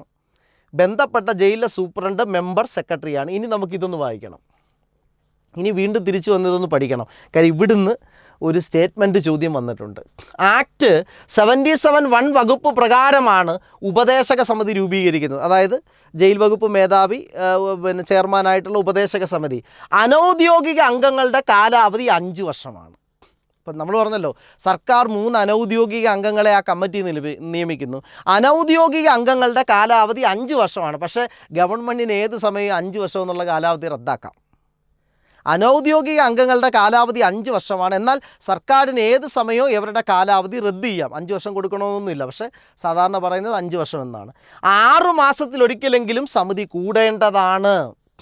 ഈ സമിതി വിടുതൽ ചെയ്യുന്ന സമിതി 6 മാസത്തിലൊരിക്കലെങ്കിലും കൂടേണ്ടതാണ്. സമിതിയുടെ ക്യോറം ഇത്രയും പേരുണ്ട്. ക്യോറം എന്ന് പറയുന്നത് 4 ആയിരിക്കണം. 4 പേരുണ്ടെങ്കിൽ സമിതി കൂടാം. അതിൽ ഒരാളെങ്കിലും അനൗദ്യോഗിക അംഗമായിരിക്കണം. ഈ 4 പേരുണ്ടെങ്കിൽ സമിതി കൂടാം. 4 പേരുണ്ടെങ്കിൽ സമിതിയുടെ ക്യോറം എന്ന് പറയുന്നത് 4 ആയിരിക്കണം. അതിൽ ഒരാളെങ്കിലും അനൗദ്യോഗിക അംഗമായിരിക്കണം, എങ്കിൽ സമിതി കൂടാം. എന്നിട്ട് വീണ്ടും നമ്മൾ അടുത്ത ടോപ്പിക്കിലേക്ക് പോകുന്നു. അന്നേരം അത് ക്വസ്റ്റ്യൻ വരുന്നൊരു ടോപ്പിക്കായിരുന്നു. ആ ചട്ടങ്ങളിൽ നിന്നൊക്കെ ചോദ്യം വരുന്നൊരു ടോപ്പിക്കാണ്. തടവുകാരുടെ കുട്ടികൾ. നമ്മൾ വളരെ പ്രധാനപ്പെട്ടൊരു ടോപ്പിക്കാണ്. ഇതിൽ നിന്നും എനിക്ക് ചോദ്യം വന്നിട്ടുള്ളതായിട്ടാണ് ശ്രദ്ധയിൽപ്പെട്ടിട്ടുള്ളത്. തടവുകാരുടെ കുട്ടികൾ. 6 വയസ്സ് വരെയുള്ള കുട്ടികളെ അമ്മമാരോടൊപ്പം ജയിലിൽ കഴിയാൻ അനുവദിക്കേണ്ടതാണ്. ആ ഒരു പ്രായപരിധിയുണ്ട്. ഇപ്പം ബന്ധുക്കളോടൊപ്പമോ മറ്റ് അനുയോജ്യമായ രീതിയിലോ സംരക്ഷിക്കാൻ കഴിയാത്ത കുട്ടികളെയാണ് അമ്മമാർക്കൊപ്പം പാർപ്പിക്കാൻ കഴിയുന്നത്. ഇപ്പോൾ ബന്ധുക്കളുടെ കൂടെ ഒന്നും വിടാൻ പറ്റാത്ത അല്ലെങ്കിൽ മറ്റു മാർഗത്തിലൊന്നും സംരക്ഷിക്കാൻ കഴിയാത്ത കുട്ടികളെ അമ്മയോടൊപ്പം തന്നെ ജയിലിൽ പാർപ്പിക്കാം. പക്ഷേ അതിനൊരു പ്രായപരിധിയുണ്ട്, 6 വയസ്സ്. 6 വയസ്സ് കഴിഞ്ഞാൽ പിന്നെ പറ്റില്ല. 6 വയസ്സ് വരെയുള്ള കുട്ടികളെ അമ്മമാരോടൊപ്പം ജയിലിൽ കഴിയാൻ അനുവദിക്കേണ്ടതാണ്. 6 വയസ്സ് വരെയുള്ള കുട്ടികളെ അമ്മമാരോടൊപ്പം ജയിലിൽ കഴിയാൻ അനുവദിക്കേണ്ടതാണ്. ബന്ധുക്കളോടൊപ്പമോ മറ്റ് അനുയോജ്യമായ രീതിയിലോ സംരക്ഷിക്കാൻ കഴിയാത്ത കുട്ടികളെയാണ് അമ്മമാർക്കൊപ്പം പാർപ്പിക്കാൻ കഴിയുന്നത്. ബന്ധുക്കളോടൊപ്പമോ മറ്റ് അനുയോജ്യമായ രീതിയിലോ സംരക്ഷിക്കാൻ കഴിയാത്ത കുട്ടികളെയാണ് അമ്മമാർക്കൊപ്പം പാർപ്പിക്കാൻ കഴിയുന്നത്. ജയിലിൽ ജനിച്ച കുട്ടികളെയും 6 വയസ്സ് വരെ പാർപ്പിക്കാൻ കഴിയും. ജയിലിലാണ് ജനിച്ചതെങ്കിലും 6 വയസ്സ് വരെ. കുട്ടികളെ അമ്മമാരോടൊപ്പം പാർപ്പിക്കാൻ കഴിയുന്ന പ്രായപരിധി 6 വയസ്സാണ്. ജയിലിൽ ജനിക്കുന്ന കുട്ടികളുടെ പ്രായം മെഡിക്കൽ ഓഫീസറാണ് കണക്കാക്കേണ്ടത്. മെഡിക്കൽ ഓഫീസർ നിർദ്ദേശിക്കുന്ന ആഹാരവും വസ്ത്രവും ജയിലിലുള്ള കുട്ടികൾക്ക് അനുവദിക്കേണ്ടതുണ്ട്. അതാണ് അവിടെ മെഡിക്കൽ ഓഫീസർ പറയുന്നതാണ്. മെഡിക്കൽ ഓഫീസർ നിർദ്ദേശിക്കുന്ന ആഹാരവും വസ്ത്രവും ജയിലിലുള്ള കുട്ടികൾക്ക് അനുവദിക്കേണ്ടതുണ്ട്. തടവുകാരിയുടെ കുട്ടികളെ സംരക്ഷിക്കുന്ന വനിതാ ജയിലിനോടനുബന്ധിച്ച് ഒരു ക്രഷും നഴ്സറി സ്കൂളും ഉണ്ടായിരിക്കേണ്ടതാണ്. അതായത് തടവുകാരിയെ സംരക്ഷിക്കുന്ന ജയിലിനോടടുത്ത് ഒപ്പം അല്ലെങ്കിൽ ജയിലിനോടൊപ്പം തന്നെ അതിന് തൊട്ടടുത്തായി ഒരു ക്രഷും ഒരു നഴ്സറി സ്കൂളും ഉണ്ടായിരിക്കേണ്ടതാണ്. 3 വയസ്സിന് താഴെയുള്ള കുട്ടികളെ ക്രഷിലാണ് ചേർക്കേണ്ടത്. 3 വയസ്സിന് താഴെയുള്ള കുട്ടികളെ കൃഷിയിലും 3 വയസ്സിനും 6 വയസ്സിനും ഇടയിലുള്ള കുട്ടികളെ നഴ്സറി സ്കൂളുകളിലും സംരക്ഷിക്കേണ്ടതാണ്. അന്നേരം കൃഷിയും വേണം, നഴ്സറി സ്കൂൾ. 3 വയസ്സ് വരെയാണെങ്കിൽ കൃഷി ചേർക്കും, അതിന് മുകളിലാണെങ്കിൽ നഴ്സറി സ്കൂൾ. ജയിലിന് വെളിയിലായി കൃഷിയും നഴ്സറി സ്കൂളും ജയിൽ വകുപ്പിൻ്റെ നിയന്ത്രണത്തിൽ നടത്തേണ്ടതാണ്. ജയിലിന് വെളിയിലായി കൃഷിയും നഴ്സറി സ്കൂളും ജയിൽ വകുപ്പിൻ്റെ നിയന്ത്രണത്തിൽ നടത്തേണ്ടതാണ്. അന്നേരം എപ്പോഴും ശ്രദ്ധിക്കണം, 6 വയസ്സ് വരെയുള്ള കുട്ടികളെ അമ്മമാരോടൊപ്പം ജയിലിൽ കഴിയാൻ അനുവദിക്കും. പക്ഷെ 6 വയസ്സ് കഴിഞ്ഞാൽ പറ്റില്ല. അന്നേരം ഏത് പ്രായപരിധി വരെയുള്ള കുട്ടികളെയാണ് അമ്മമാരോടൊപ്പം ജയിലിൽ കഴിയാൻ അനുവദിക്കുന്നതെന്നൊരു ചോദ്യം ചോദിച്ചാൽ 6 വയസ്സ് വരെയുള്ള കുട്ടികളെ. അതുകൊണ്ട് എന്ത് വേണം? ജയിലിനോടൊപ്പം ഒരു ക്രഷും ഒരു നഴ്സറി സ്കൂളും ഉണ്ടായിരിക്കണം. 3 വയസ്സ് വരെയുള്ള കുട്ടികളെ ക്രഷിൽ ചേർക്കണം, കുട്ടികളെ നോക്കുക ക്രഷും. അതിനുശേഷമുള്ളവരെ 3 to 6 നഴ്സറി സ്കൂളിലും ചേർക്കണം.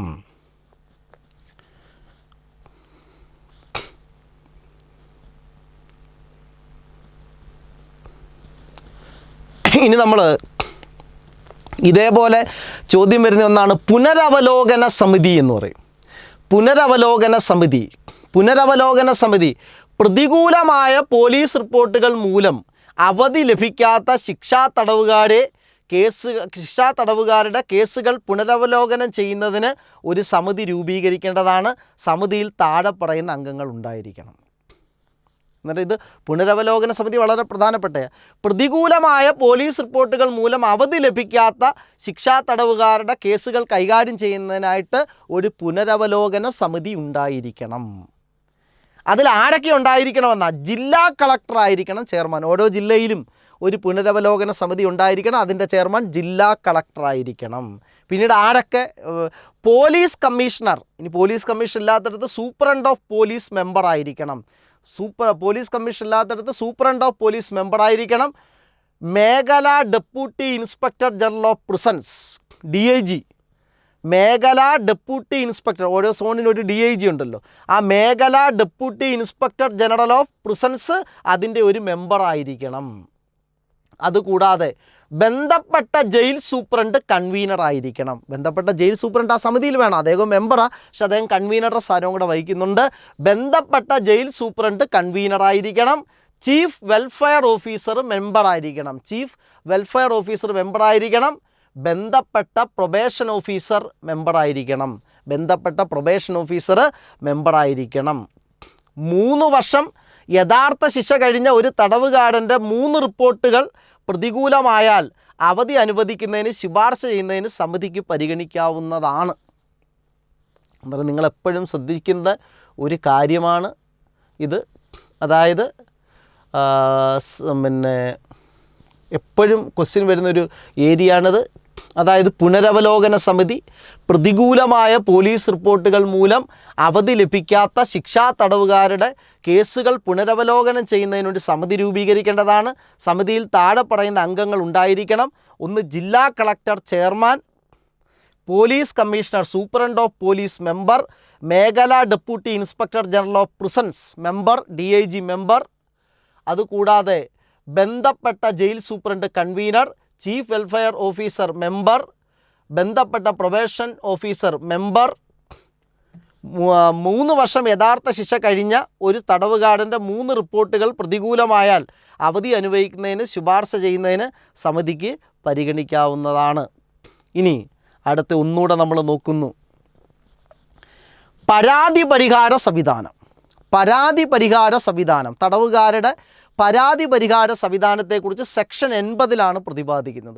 തടവുകാരുടെ പരാതി പരിഹാര സംവിധാനത്തെക്കുറിച്ച് സെക്ഷൻ 80 പ്രതിപാദിക്കുന്നു. സെക്ഷൻ എത്രയിലാണ് പ്രതിപാദിക്കുന്നത്? സെക്ഷൻ 80 പ്രതിപാദിക്കുന്നു. ജയിലിൽ ഒരു പരാതി പരിഹാര സമിതി രൂപീകരിക്കണം. സെക്ഷൻ 80 എന്താണ് പറയുന്നത്? ജയിലിൽ ഒരു പരാതി പരിഹാര സമിതി രൂപീകരിക്കണം.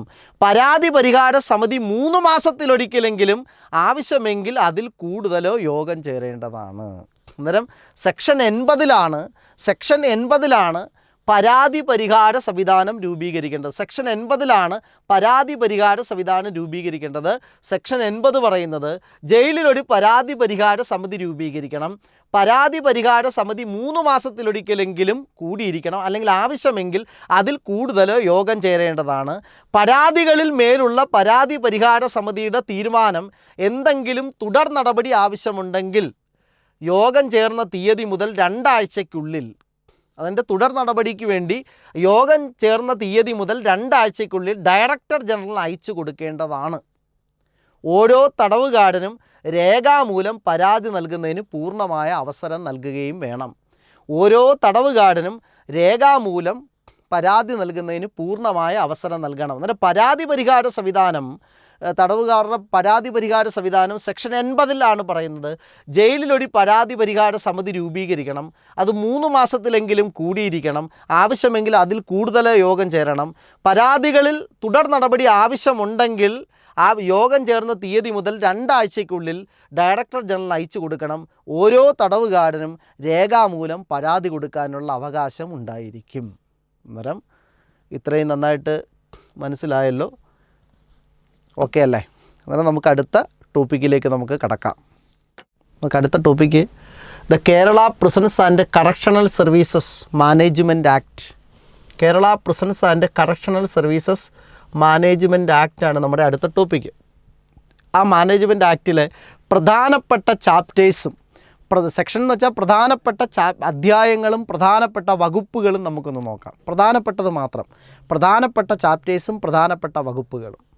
ചാപ്റ്റർ 3 മൊത്തം ഏതാണ്ട് 20ഓളം ചാപ്റ്റേഴ്സ് ഉണ്ട്. പ്രധാനപ്പെട്ട മാത്രം ചാപ്റ്റർ 3 പരിശീലനം, ട്രെയിനിങ്ങിനെ കുറിച്ച് പ്രതിപാദിക്കുന്നു. ചാപ്റ്റർ 3 ട്രെയിനിങ്ങിനെ കുറിച്ച് പ്രതിപാദിക്കുന്നു.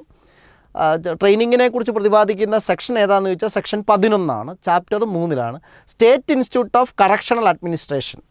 ജയിൽ ഉദ്യോഗസ്ഥർക്ക് പരിശീലനം നൽകുന്ന സ്ഥാപനം state institute of correctional administration, തിരുവനന്തപുരത്താണത്, Poojappura, Thiruvananthapuram. State institute of correctional administration section 11 chapter 3 പരിശീലനത്തെക്കുറിച്ച്.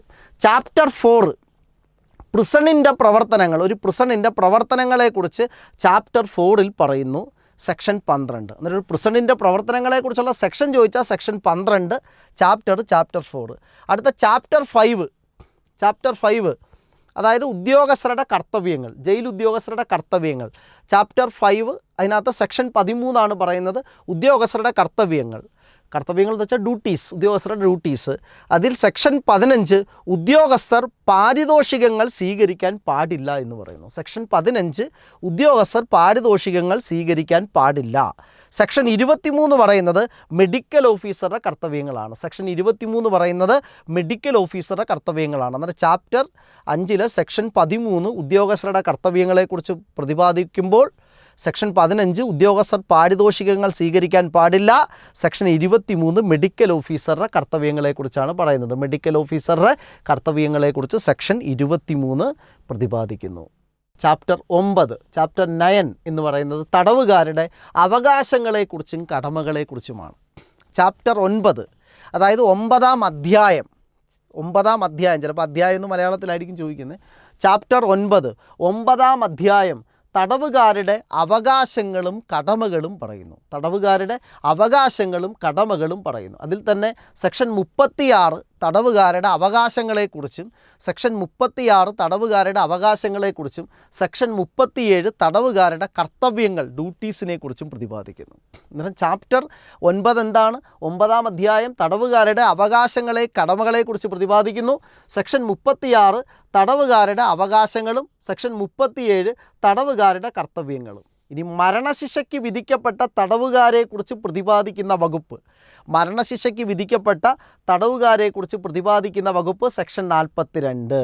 മരണശിക്ഷയ്ക്ക് വിധിക്കപ്പെട്ട തടവുകാരെക്കുറിച്ച് പ്രതിപാദിക്കുന്ന വകുപ്പ് സെക്ഷൻ 42. നമ്മൾ പറയാറില്ലേ, കോടതികൾ മരണശിക്ഷയ്ക്ക് വിധിച്ച വ്യക്തികൾക്ക് ഇന്ത്യൻ ഭരണഘടനയുടെ ആർട്ടിക്കിൾ 72 പ്രകാരം പ്രസിഡന്റിന് ദയാഹർജി കൊടുക്കാം. പ്രസിഡന്റിന് വധശിക്ഷ ഇളവ് ചെയ്യാൻ അധികാരം നൽകുന്ന ഭരണഘടനയുടെ വകുപ്പാണ് ആർട്ടിക്കിൾ 72. എന്നാൽ കേരള കറക്ഷണലിൻ്റെ സെക്ഷൻ 42 മരണശിക്ഷയ്ക്ക് വിധിക്കപ്പെട്ട തടവുകാരെക്കുറിച്ച് പ്രതിപാദിക്കുന്ന വകുപ്പാണ്.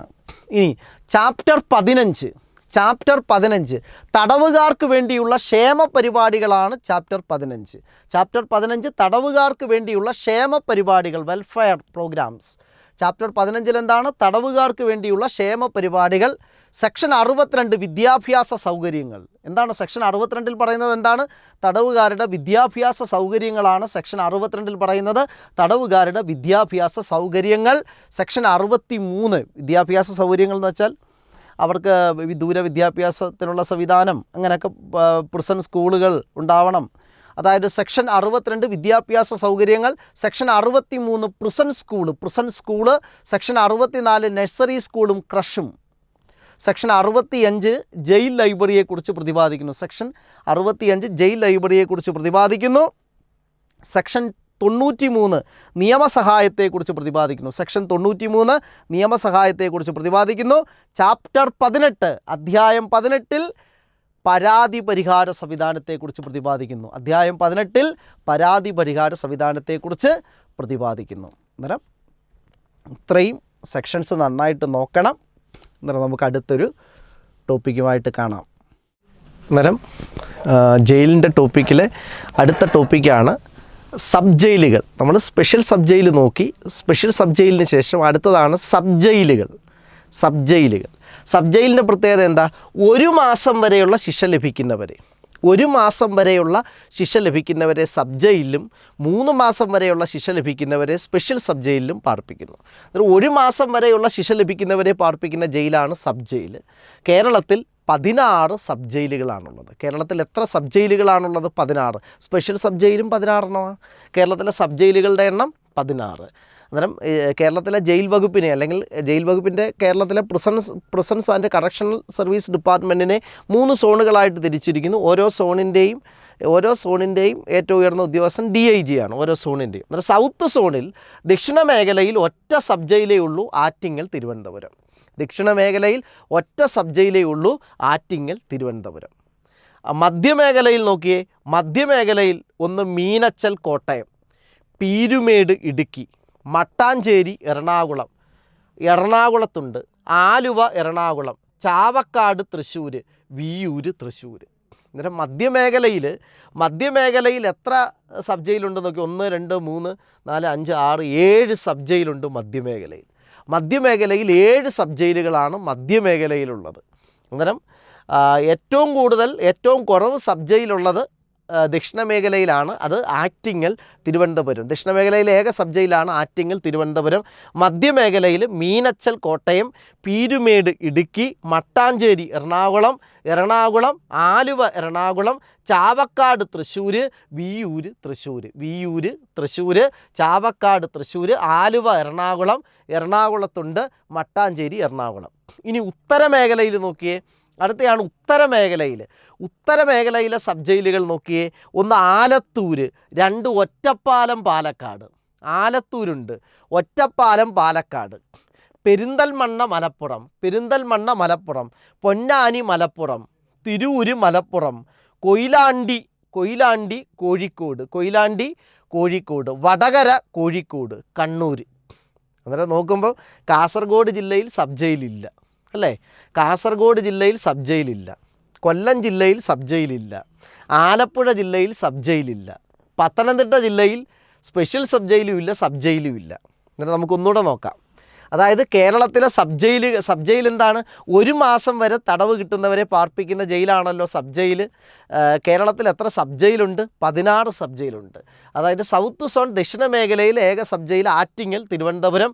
മധ്യമേഖലയിൽ മീനച്ചൽ, പീരുമേട്, ഇടുക്കി, മട്ടാഞ്ചേരി, എറണാകുളത്തുണ്ട്, ആലുവയുണ്ട്, ചാവക്കാടുണ്ട്, വിയ്യൂർ, തൃശ്ശൂരുണ്ട്. ഇനി ഉത്തരമേഖലയിൽ നോക്കുകയാണെങ്കിൽ അപ്പോഴും നോക്കിയാണ് ഏറ്റവും കൂടുതൽ സ്പെഷ്യൽ സബ് ജയിലും ഉത്തരമേഖലയിൽ തന്നെയാണ്. 9 ആലത്തൂരുണ്ട്, 10 ഒറ്റപ്പാലത്തുണ്ട്, പെരിന്തൽമണ്ണയുണ്ട്, പൊന്നാനിയുണ്ട്, തിരൂരുണ്ട്, കൊയിലാണ്ടിയുണ്ട്, വടകരയുണ്ട്, കണ്ണൂരുണ്ട്. അന്നേരം സബ് ജയിൽ ഇല്ലാത്ത ജില്ല കാസർഗോഡ്, പത്തനംതിട്ട, കൊല്ലം, ആലപ്പുഴ ജില്ലകളിലൊന്നും എന്തില്ല, വയനാട് ജില്ലയിലൊന്നും സബ് ജയിൽ ഇല്ല. അന്നേരം നിങ്ങൾക്ക് ഈ ടോപ്പിക്ക് നന്നായിട്ട് മനസ്സിലായെന്ന് വിശ്വസിക്കുന്നു. നമുക്ക് അടുത്തൊരു ടോപ്പിക്കിലേക്ക് പോകാം. അന്നേരം ജയിലിൻ്റെ ക്വസ്റ്റ്യൻ വരുന്ന അടുത്ത ടോപ്പിക്കിലേക്ക് നമുക്ക് പോകാം. അടുത്ത topic special sub jails. Special sub jail എന്ന് പറയുന്ന ടോപ്പിക്കാണ്. കേരളത്തിൽ എത്ര സ്പെഷ്യൽ സബ് ജയിലുകളുണ്ട് എന്ന് ചോദിച്ചാൽ 16 എണ്ണമാണ്. കേരളത്തിൽ എത്ര സ്പെഷ്യൽ സബ് ജയിലുകളുണ്ട്? സ്പെഷ്യൽ സബ് ജയിലുകളുണ്ട് 16 സ്പെഷ്യൽ സബ് ജയിലുകളാണ് കേരളത്തിലുള്ളത്. അതായത് കേരളത്തിലെ ജയിൽ ഡിപ്പാർട്ട്മെൻറ്റിനെ, അതായത് കേരള പ്രിസൺസ് ആൻഡ് കറക്ഷണൽ സർവീസിനെ 3 സോണുകളായിട്ടാണ് തിരിച്ചിരിക്കുന്നത്. South zone, central zone, north zone. അന്നേരം ഈ 3 സോണുകളിലായിട്ടാണ് സ്പെഷ്യൽ സബ് ജയിലുകളുള്ളത്. അന്നേരം ഓരോ സോണിൻ്റെയും മേധാവി എന്ന് പറഞ്ഞാൽ DIG ആയിരിക്കും. ഓരോ സോണിൻ്റെയും മേധാവി DIG ആയിരിക്കും. അന്നേരം സൗത്ത് സോണിൻ്റെ മേധാവിയാണ് DIG വരുന്നത്. സൗത്ത് സോണിൽ വരുന്ന special sub jail 1 Poojappura Thiruvananthapuram, 2 Neyyattinkara Thiruvananthapuram, 3 Kottarakkara Kollam, 4 Mavelikkara Alappuzha. അതായത് സൗത്ത് സോണിൽ വരുന്ന സ്പെഷ്യൽ സബ് ജയിലുകൾ, സൗത്ത് സോണിൽ 4 സ്പെഷ്യൽ സബ് ജയിലുകളാണ് വരുന്നത്. സ്പെഷ്യൽ സബ് ജയിൽ വേറെയുണ്ട്. സൗത്ത് സോണിൽ വരുന്ന സ്പെഷ്യൽ സബ് ജയിലുകൾ 1 പൂജപ്പുര തിരുവനന്തപുരം, നെയ്യാറ്റിൻകര തിരുവനന്തപുരം, കൊട്ടാരക്കര കൊല്ലം, മാവേലിക്കര ആലപ്പുഴ. പക്ഷെ അന്നേരം നമ്മൾ ഒരു കാര്യം നമ്മളിവിടെ ശ്രദ്ധിക്കണം. സ്പെഷ്യൽ സബ് ജയിൽ ഇല്ലാത്ത ജില്ല ഏതെന്ന് ചോദിച്ചാൽ പത്തനംതിട്ട. സ്പെഷ്യൽ സബ് ജയിൽ ഇല്ലാത്ത ജില്ല ഏതെന്ന് ചോദിച്ചാൽ പത്തനംതിട്ട.